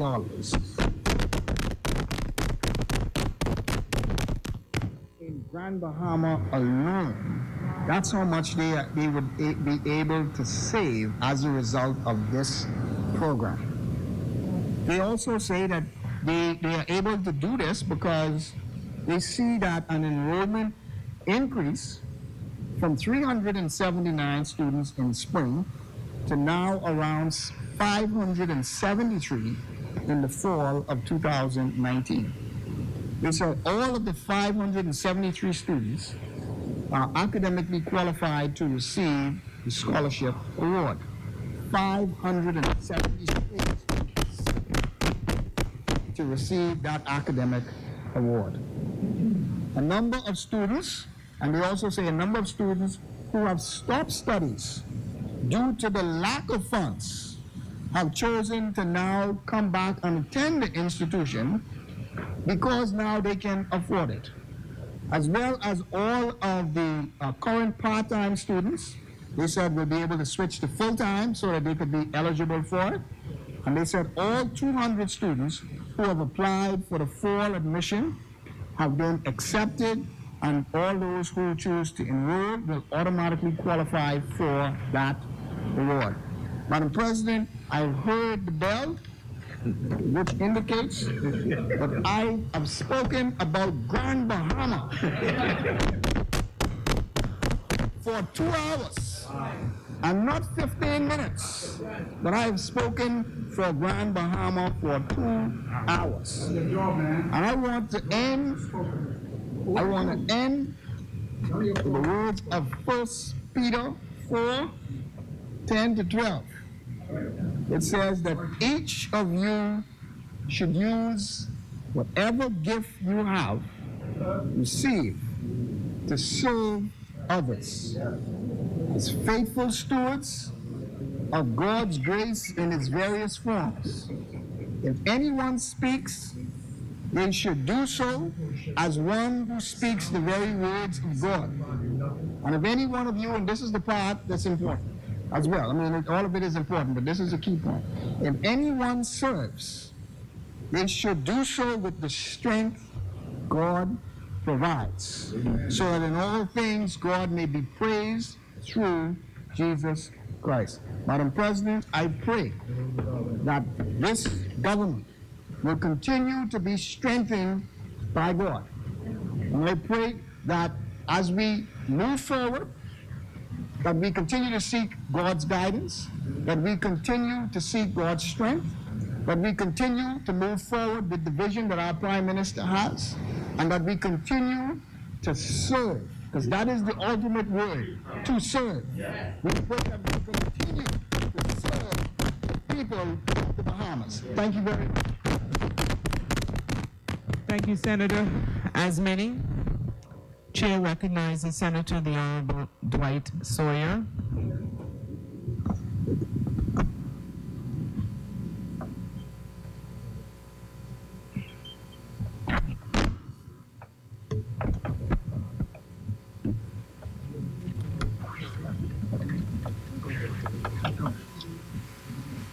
Good afternoon, Madam President. Good afternoon, fellow senators. Good afternoon, everyone. Indeed, I am happy to once again have the honor to speak in this honorable place, honorable chambers. And I give God thanks and praise for making it possible for me to be here this afternoon. I also like to thank the most honorable the Honorable Hubert Menace, for making it possible for me to be here and for his appointment. And I trust that I continue to do justice to this appointment as I continue to do the people's business and for the people's time. Madam President, I rise to speak on my third budget debate, this being the 2019-2020 budget debate, for which I have the distinct honor and privilege to be here to do it today. However, Madam President, before I begin my contribution, please allow me to say a few general words. First of all, I'd like to bring condolences on behalf of 3 warriors of our party who passed away recently. The first one is Anthony Charles Tony Higgs, better known as Crime or Tony. And he is from the great constituency of Baintown. And he was a freedom fighter, having been there from the day our party was first formed from our leader, the founder of our party, Cecil Waters Whitfield. Tony, along with other individuals like Cheswood and Wakey Brown, were there with Cecil Waters Whitfield when he was a member of St. Agnes constituency. And he fought with us, and he remained steady with us, and he contributed a great deal for us. And he was so proud. In 1992, he was one of the first recipients of the Freedom Fighter Awards that was given at that particular time for all freedom fighters. And he was so proud to receive this plaque from our first Prime Minister, the Honorable Hubert Alexander Ingram. And that plaque and that photo was displayed in his memoriam at the funeral. So I'd like to pass my condolences on them. And one thing about Tony, there's two things he cherished and two things he loved most. That was the F&M and the Saxons. And to show the degree to which he loved the F&M, the top of his casket was sprayed in red. Wow.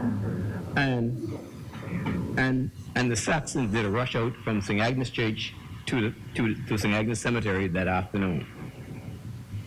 The next individual I'd like to give praise for, and also give condolences for the family, is the late Mr. Ivan Davis. Mr. Ivan Davis was our freedom fighter from the Fort Fincastle area. He fought there. He was a freedom fighter for us from the very beginning. He fought for us, and he was very important in the election of Calvin Johnson, one of our first MPs from the Fort Fincastle constituency. He passed away last week, and he, together with others like Tony, received the Freedom Fighter Award. But he was so proud of being a member of our party that his daughter posted on our chat just recently a membership card that he had when he first joined the party in 1974, 73, I think it was, and that was signed by the late Dr. Curtis McMillan. And that membership card is displayed on the F&M chats now. And that's one of the few original cards you could probably find today. The other individual I'd like to give condolences to is our late entertainer who just passed away tragically on Friday, MD's night.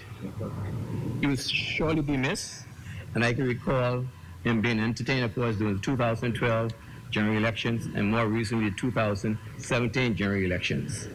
And just as a note, I just signed a contract for him 2 weeks ago because he used to be the performer.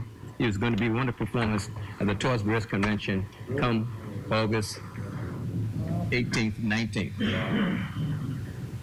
And to all three of those individuals, may their souls rest in peace and rise in glory. Madam President, I'd like to say heartfelt thank you to Dame Marguerite Penland for a stellar and outstanding service to our country as the Governor General of the Bahamas for these last 5 or 6 years, I think it was, 5 years. I also like to take this opportunity to congratulate my friend, the Honorable C.A. Smith, who will be coming in to office as the Governor General this coming Friday. And I'm quite certain all F&Ms will be out there in their red colors. Thank you. Madam President, as everybody knows, officially it's the summer. The kids are all out of school. First of all, to all the parents, I feel your pain. I really believe you spend more money during the summer on these kids than when they are in school during the year. Because they're home, they're eating up all the food, they're playing, they're having fun, etc. So parents, be strong. One thing I like to encourage all the parents to make sure their children enroll in a summer program. The police just started a summer program today. I know the churches and other civic organizations have summer programs for the kids. So the kids must keep busy and they must keep active. But I'd like also to encourage as many kids as practically possible to take up swimming. It's important for us in the Bahamas, for all these young kids to know how to swim. So I encourage the parents to make sure that they do swim and learn how to swim because it's important for us, and so as to make sure that they bring no grief and distress to their family during the summer. Now, Madam President, the side opposite also likes to say the F&M has done nothing, and it's doing well, and it's doing nothing. So let me say, Madam President, I have a list of things I want to say. These are bullet point form things. First of all, one, there is no stand on the wall. They always stand on the wall now. First of all, number one, as far as I'm concerned, it's the landfill remediation of the city dump. We don't call it the city dump no more. We call it the New Providence Ecological Park. I had occasion I had occasion to go down there a couple of weeks ago, and many of you will be surprised at the work and the transformation that has taken place at that dump. And I understand they're also going to use part of it as a miniature golf course. But I think when you have the time, we should go down there and see the work that's been done. So to the residents of Tall Pines and all those who live in the Southwest, no more fires, no more toxic waste. Thanks to the F&M government. Another one, no VAT on electricity bills under $300. No VAT on water bills under $50. A 10% duty on all hybrid cars, vehicles under $50,000. Duty-free on clothing and shoes for retail stores. Duty-free on school supplies. The Over-the-Hill Development Initiative. The Over-the-Hill Duty-Free Zone. New policies on e-passport renewals. The $20 million to ensure Bahamians that Bahamians have access to free education from the primary school to the college. Free preschool education pledge to have universal preschoolers education, having 1,000 additional preschoolers enrolled each year starting now. Free tuition at the University of Bahamas and BTVI. $500 a month living assistance for Family Island students. And they say we ain't do nothing like it anymore. Sign the contract for Cat Island. Cat Island now. That's the honorable member for the opposition, Phil Brave Davis, leader. Yeah, Philip Brave Davis constituency. We giving them water. We finally. we also make it possible to have additional water for Crooked Island. We upgraded the water supply up in North Eleuthera. We've just completed several renovations at the Princess Marigo Hospital. We upgraded the dialysis unit at the PMH. I saw the photos the other day on the website, and that's a great job. And I'd like to congratulate the Minister of Health, Dr. Dwayne Sands. We simplified the application for the processing of Crown land. We reduced the time to attain land leases for Crown land grants. Still going. I can leave something for you all, you know. $170 million invested to renewable energy with a focus on solar energy for the Family Islands. Solar power for Anatole Rogers High School. Increase in educational budget this year. And the economy of this Bahamas has increased this year by 1.6% this year. Introduce Fiscal Responsibility Act. Reduce our deficit for the first time in years. We have that's another thing. We have duty-free on musical instruments and the new customs online processing platform. Madam President, these are only a few of the list of things that we have done. I'm leaving saying to my other colleagues because they keep saying we have done nothing. But you know something? When I look around, one of the reasons why they keep criticizing us is because they're scared. And you know why they're scared? Because all these good things we're doing, they know that they're going to be out there for not only another 3 years, another 5 years, but a long, long time. You all got maybe 2027 you got to be looking at, okay? You'll still be young, okay? I don't know if you're going to run then, but you'll still be young, all right? So that's why they're scared. And this government is doing a tremendous amount of good things for the people of the Bahamas. Madam President, I want to thank the Minister of Finance, the Honorable Peter Tanquest, the Financial Secretary, Marlon Johnson, and the hard-working team at the Ministry of Finance who worked hours, days, and weeks to bring us this budget. Many times, we give the minister gets all the praise for putting together the budget. But to tell you the truth, we all know it's the hard-working men and women at the Ministry of Finance who do the heavy lifting. Thank you for a job well done. I spent the last couple of weeks listening to the budget communications in the House of Assembly. I was very pleased to hear the communication from the DPM. I was particularly pleased as he spoke about the way our economy is improving. And as I just mentioned earlier, the 1.2% growth in our economy shows that the government is doing all the right things to put our country back on a solid footing. 1.6. Yeah, 1.6%. Isn't that what I said?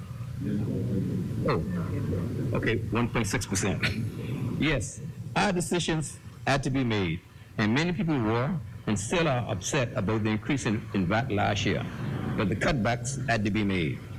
I firmly believe the right move was made, and although it was hard, we are now seeing an improvement in our economy, and we are seeing the fruits of our labor. Madam President, as a business executive, many of my biggest complaints in the past was how difficult it was to do business in this country. Don't get me wrong now, we have a long way to go, but I see improvements every day. I wish to commend the staff at Inland Revenue who are doing a fantastic job. I remember the first time I applied for a business license for the company that I deal with, and it was a nightmare. The back and forward. The many times they say, oh, go bring this back. Well, you need more documents. There's more documents you have to bring. Many times I was ready to call it quits. Now you can get your business license in 40 hours with the goal of trying to get it done within 24 hours. This is real progress, and the government should be commended on that. Real steps are being made to make doing business in this country easier. This will encourage more people to become entrepreneurs. I understand that we have had more than 3,700 new companies who were granted new businesses license last year. That is fantastic. This is exactly what needs to happen for the economy to grow. The private sector must drive the growth. With the private sector hiring more and more companies coming online, the Bahamas will see more growth next year.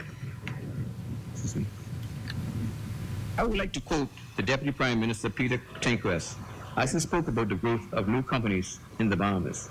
And he gave credit to the vision of our Prime Minister, the Most Honorable Hubert Minnis. The Deputy Prime Minister said, the Minnis-led government has a clear economic vision of a modern country where Bahamians are empowered and independent, free from dependency on political patronage, and free from limiting constraints of an inefficient government bureaucracy.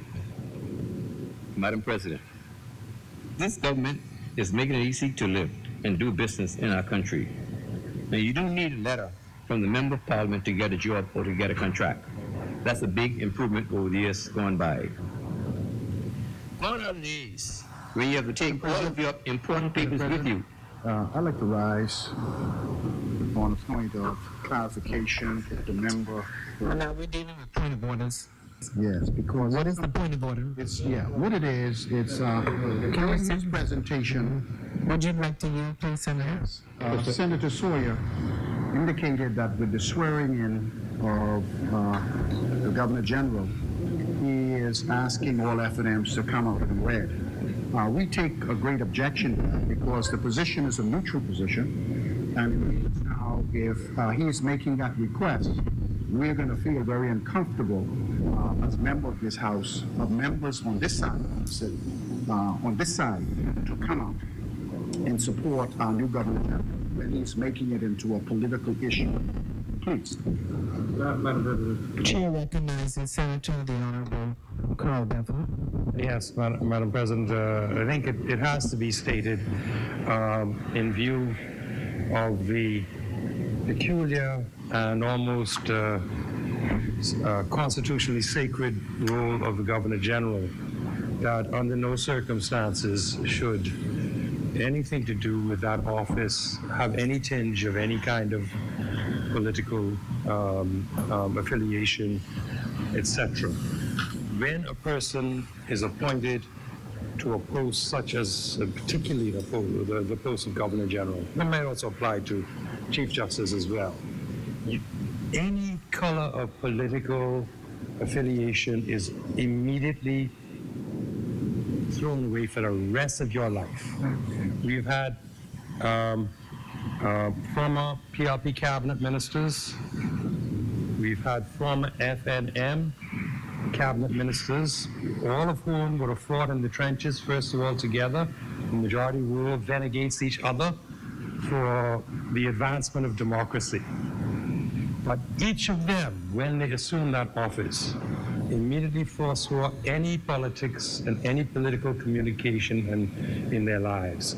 I well remember when Sir Orwell resigned immediately. Sir Arthur resigned immediately from every rank, every honorific that they would have enjoyed, anything to do with the political organization. So I must reach across and share your sentiment that at all costs we remove any tinge of any political affiliation from the office of Governor General, the ascension or demission from office, and anything to do with its functions throughout the course of any year. Thank you. Thank you, Mr. Leader.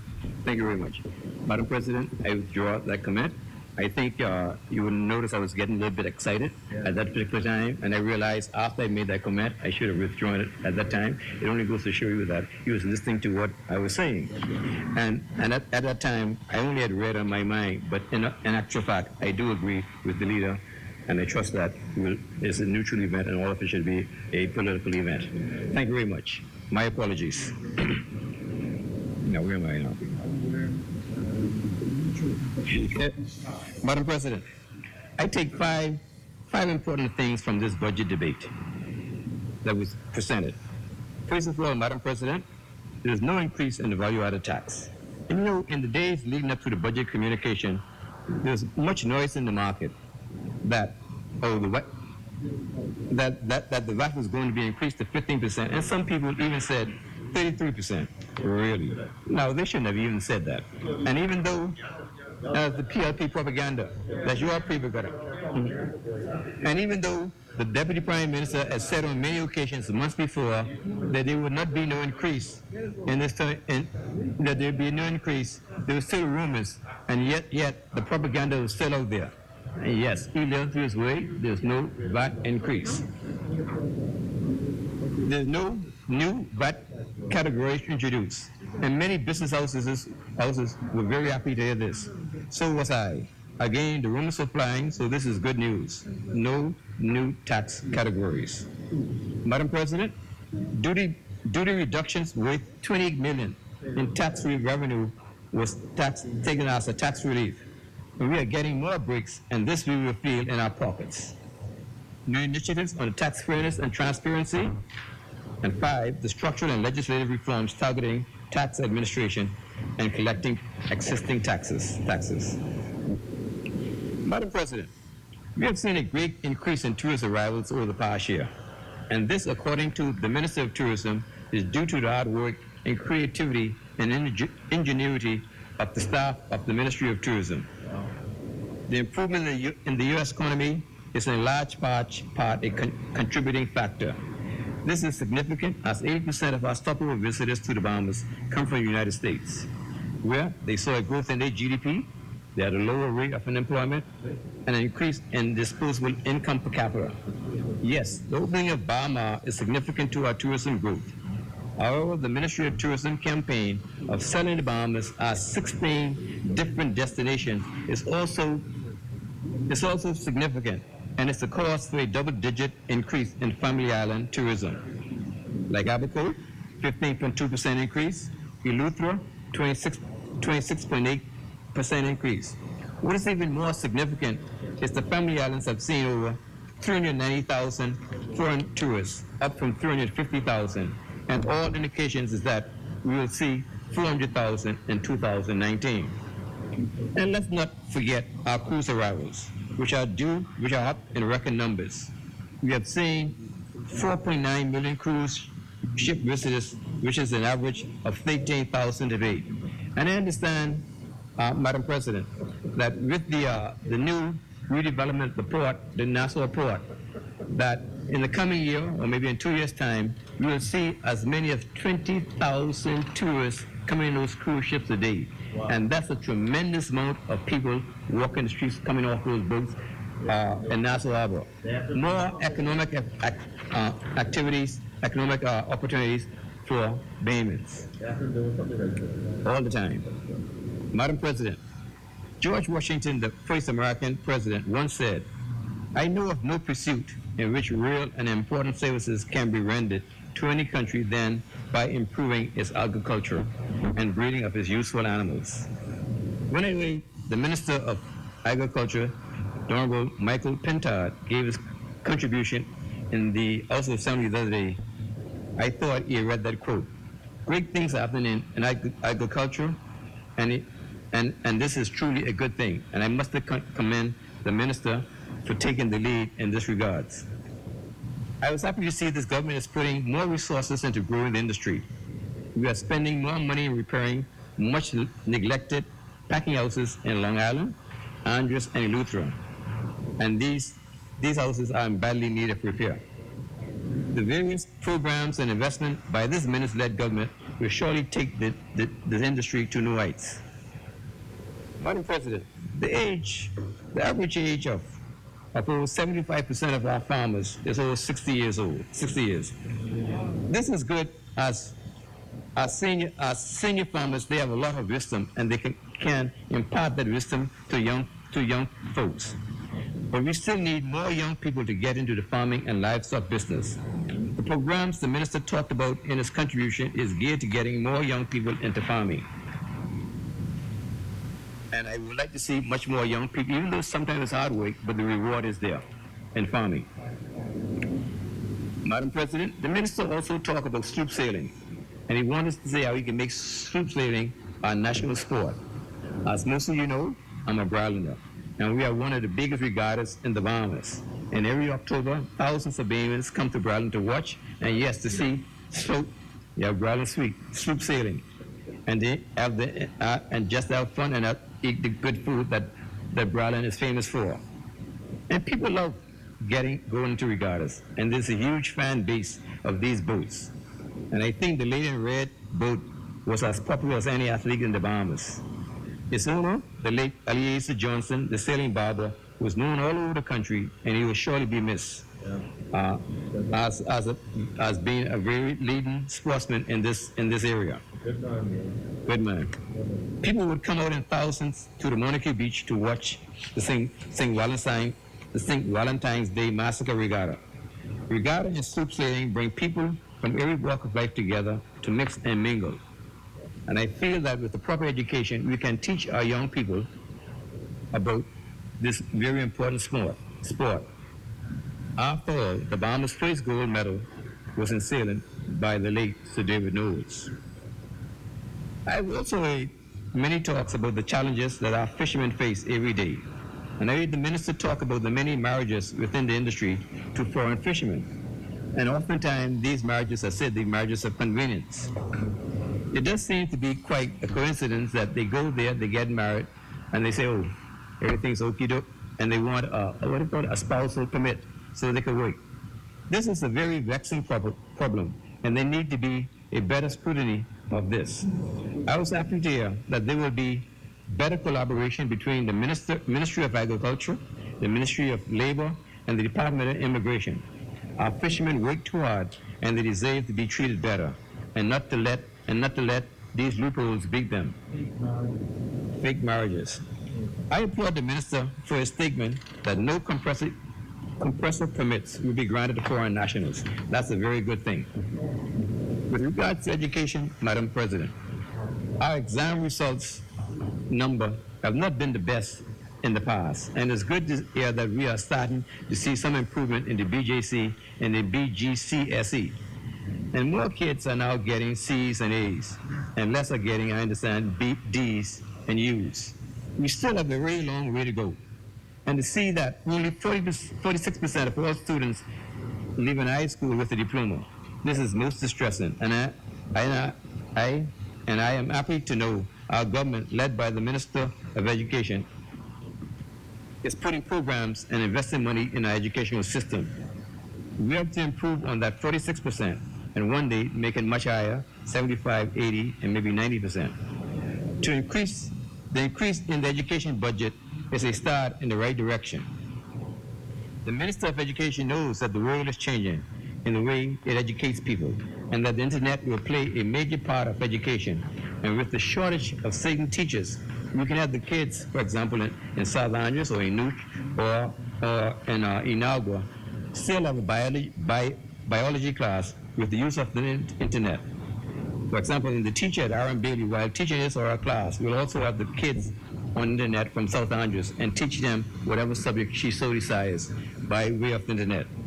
The government is taking it to the next level with the plan to make all our schools smart schools. The slide opposite, during the 2012 general election campaign, said that they were going to double the education investment. I don't think they did a thing. They insisted they could do something, but they didn't do anything. We knew that was a fluff, and it never happened. This F&M government has increased the education budget each year. The government understands that the kids who go through preschool are the ones who do better through their school careers. Too many Bahamian kids go into the first grade unprepared and then fall behind, which has a domino effect on their school life for the rest of the year. The preschool program where the government will ensure children get a preschool education so they are better prepared to go to primary school. There were over 700 preschoolers who benefited from this program last year, and we look forward to 1,000 getting into the program this year. The minister stated more private preschools will be coming on board this year. This is truly the people's time. The future of the Bahamas rests in the hands of our young people. And they're in the plans of the Minister of Education and this F&M government. It is quite obvious this government is taking in improving our education system very seriously. The increase in funding, the innovative plans to better train our teachers, providing tablets to all students, taking them to the 21st century, completing schools, and now we are about to build a new school in Inagua. Increasing the preschool capacity to take more children, moving several schools to become smart schools and more. It is truly the people's time, and the young people's time at that.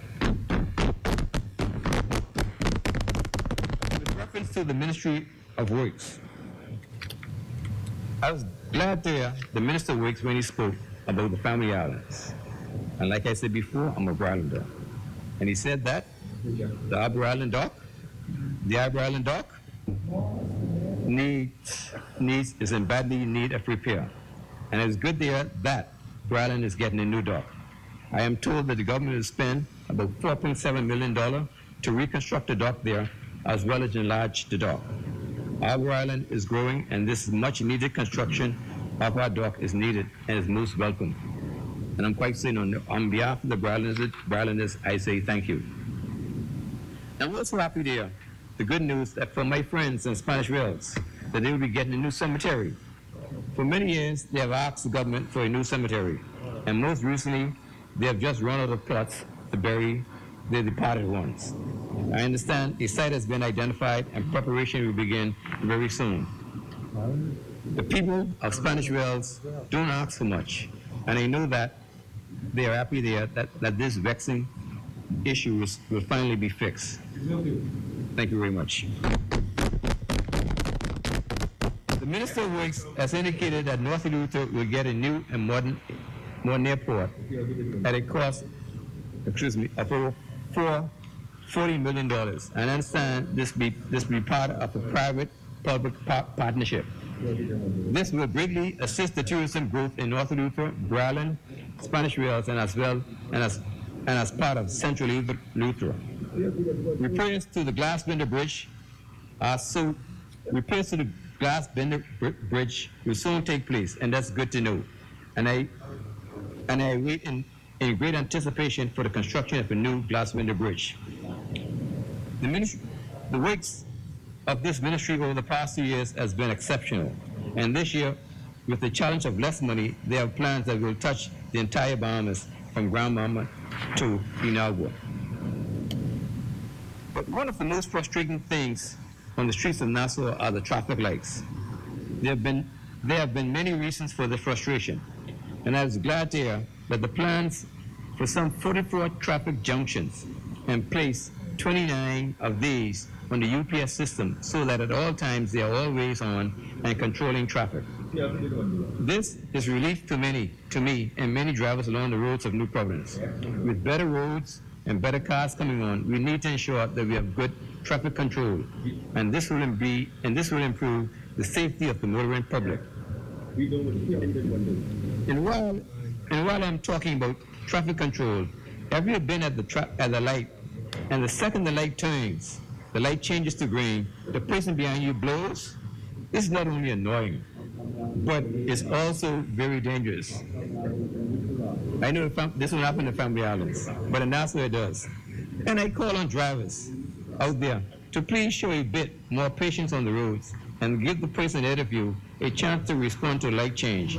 Not everyone responds as fast as others.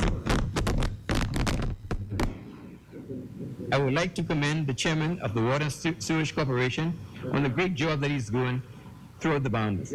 Finally bringing potable water, and like people like to say portable water, but it's really potable water, to many islands for the first time. This young man is passionate about his appointment and is serving his country with distinction. It is truly the people's time. He's now bringing water to Cat Island, as I said before, Crooked Island, and the water in North Eleuthera has improved. Yes, Cat Island is getting one. This F&M government met an economy in bad shape, and they had to make some tough decisions that many did not like. We are seeing that those tough decisions are now moving the Bahamas in the right direction, and we are turning the economy around. I firmly believe this Prime Minister, the Most Honorable Hubert Alexander Minnis, has two major things on his agenda, and that is to uplift the underprivileged and to bring more young people into development of the Bahamas. The investment this government is making in the Overdale project to better the lives of the people there shows it's the people's time.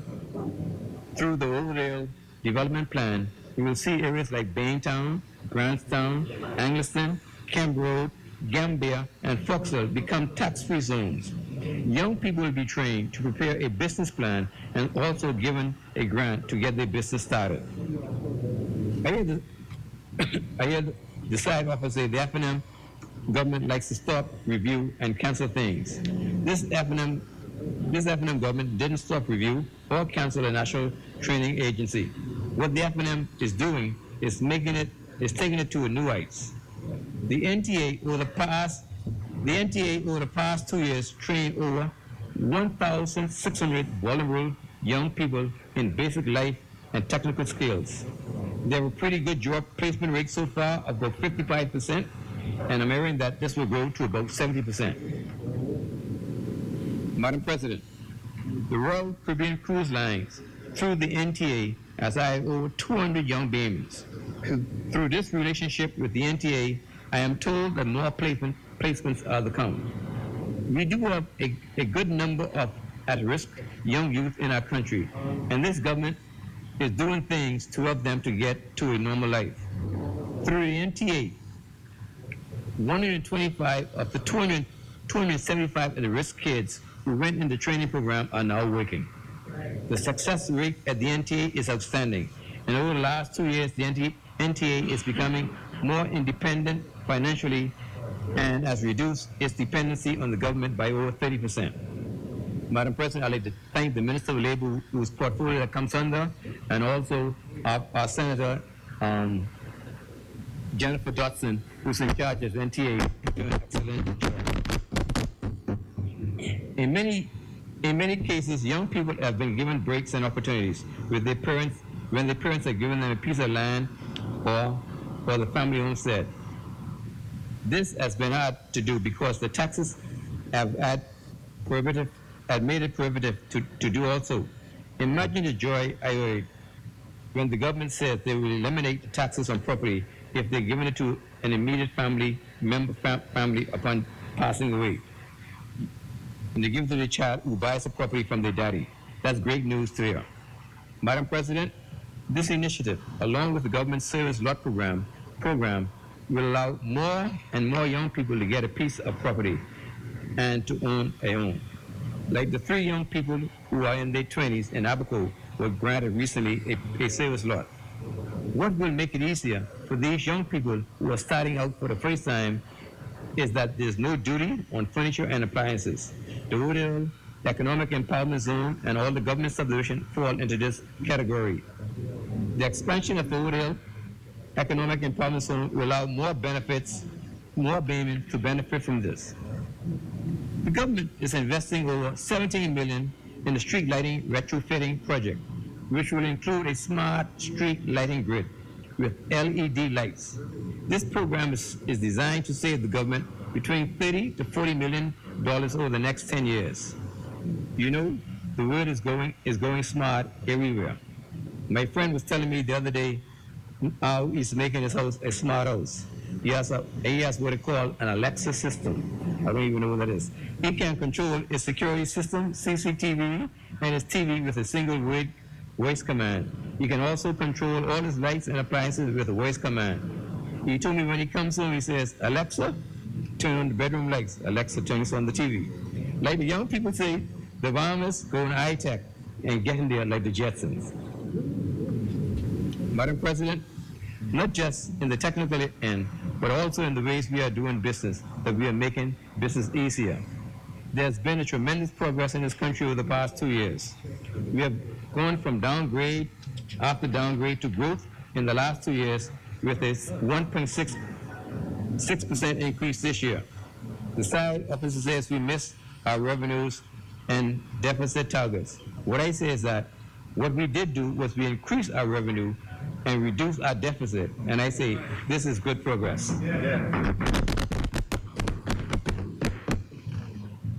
When I listen to the side officer, read them criticize the government. Criticize the government does not know what they're doing.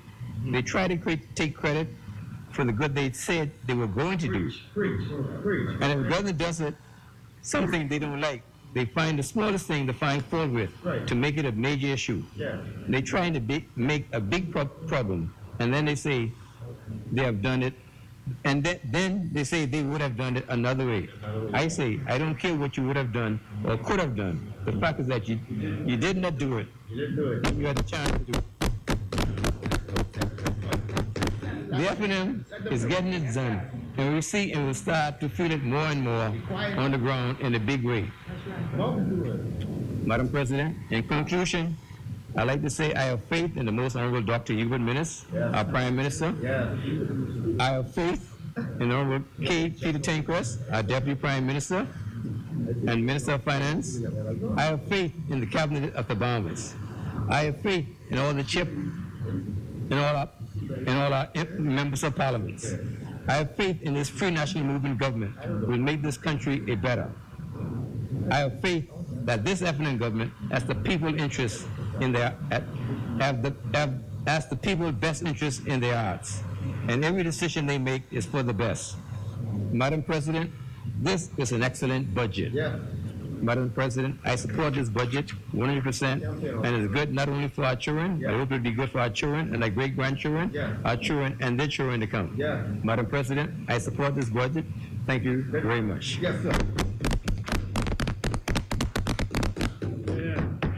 Thank you, Senator Asmani.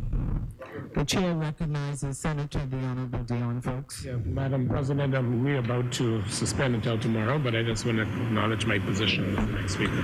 Thank you. Chair recognizes Senator the Honorable Carl Bethel. Thank you, Madam President. I beg leave now to move that the Senate on its rising be suspended until tomorrow, Tuesday, the 25th day of June, Anno Domini 2019 at 3 p.m. in the afternoon. If I may obtain a second. Otherwise, a second. I see all senators are awake. It has been moved and seconded that the business of the Senate suspend to 3 p.m. tomorrow afternoon. All those in favor would say aye. Aye. Those opposed, nay. The ayes have it. Senate is suspended to tomorrow